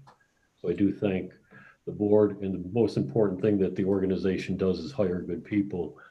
And when the board's two main things, hiring a superintendent of schools and setting policy. And I think the board has done a wonderful job in those areas over my 27 years, including this Board of Education. Thank you. I thought you were going to say you've been in front of many boards of education and we're just one of them. You know? No, two. That's right. He didn't say we were the best. Yeah. We're a percentage. We're somewhere. Kevin, where are those graphs? We need those color charts. We want to see where we are. I still run into some of the other board members, previous board members. Would you like me to go on to part 2 of the presentation now, Ken? We'll be here with you. Kevin, what time are you getting in tomorrow morning? I think he's sleeping over. All right, so I'll go ahead and just close the last part out again. So where we started at the meeting to where we are now again, that we heard and saw that our students are really, quite frankly, best if we can get them here in school. And we'll do everything we can continue to do that, as well as keep our faculty, students, and everybody safe in that accord. We will have some challenges. Certainly, I am kind of watching that January timeframe right now with looking at what everybody's saying. So that certainly may be a major challenge for us. One of the things I wanted to, just talk a little about Ken. He said it's 27 years. I feel like I got to go back, what kind of came out 27 years ago. That was a few decades before the iPhone and all that stuff came around and all that kind of stuff. But I won't give Ken too hard of a time on that. But, it's kind of the truth. This is, I think, our 253rd board meeting together. Nobody's counting, Ken, not me, not you. We're just, it happens to be. So, we're not doing any of that kind of thing. So, percentage wise, 90% of the time, whenever I gave Ken an idea, I was wrong. And so, that's pretty good. That's a nice hitting batting percentage and things.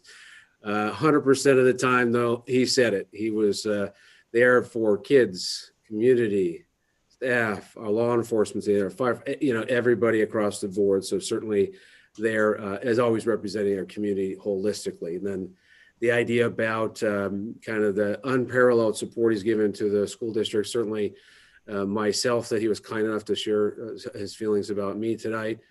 I'm the same piece with Ken, that kind of this is our 11th year together. He's here for a long time beforehand, was fortunate to come in board. And again, that kind of length in this role is not something you see.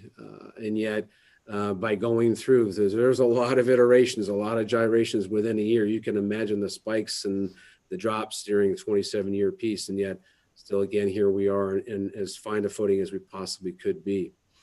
Certainly one of the things you know about Ken a little bit, that idea about he is trustworthy himself. From my perspective, he's been a confidant for me since day one and since this morning. And he will hopefully continue to be that. So anytime, at any point, I can drop in, give him a call, be it at 4 o'clock or 3:30 in the morning on our snow conversations. I know you're going to miss that. We're going to keep you on the phone chain for a little while. And then be it longer down the road. That's a piece, small, bigger, and different. To share those pieces has been immensely helpful. These roles can be at times a little bit challenging, and you always want to make your best decisions. So also the great thing about Ken is that trust piece. Also, he wants to verify things and making sure that, here, this is what we need to do, but we do it, and let me help you make that decision and making sure we're going forward with that. So what folks may not realize, Ken has picked up over the last number of years this lovely habit, or actually, he's dancing now, so ballroom dancing and things. So he's done a great job being able to do that. That's a tough visual, Ray. I don't know. Actually, I did see him at the start of this, and I saw him at the end. It was good. It was really good. So as Ken would say, that he's really kind of gotten away from a certain style. I think he referred to it as initially a Frankenstein style kind of a thing, Ken, but I think now you got the movement going. And so I thought I couldn't find a better kind of just a short quote to share with you tonight. So it kind of goes, we dance for laughter, and we dance for tears. We dance for madness, and we dance for fears. We dance for hopes, and we dance for screams. You are the dancers, and we create those dreams. And that was a quote from Albert Einstein. So again, Ken, I hope you dance and dance and dance, because I tell you, it's been wonderful being on this crazy dance floor with you, trying to figure out, where we're going, what's the partner, what's the beat, who's leading, who's following, and all that kind of stuff. But you're a good man, good person, a great business official, and a person I would certainly consider a dear friend. So thank you for all your years of service, Mr. Crowley, to the Somers School District community and our children. So thank you, sir. Good. Thank you. Oh, look, Paul even dropped in. Oh, yeah. Oh, Claire's here. Look, everybody's dropping in. I think the kids refer to this as Zoom bombing, right? We got every coming in. I'm moving right along. Oh, look, Nate's dropping in. This is very cool. Very good. That's good. Good. Very good. Thank you, everybody. Very good. Well, thank you, board. Thank you, Dr. Finch. All right, so be it resolved that this special meeting workshop of the Board of Education be adjourned. So move.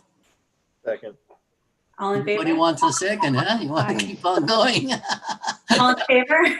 Aye. Opposed? Aye. Abstained? Thank you, everyone. Okay, good night. Good night. Ken, you're always welcome to join us. Yes. Right. Just wait. Tax levy versus tax rate. Wait. Can you explain that?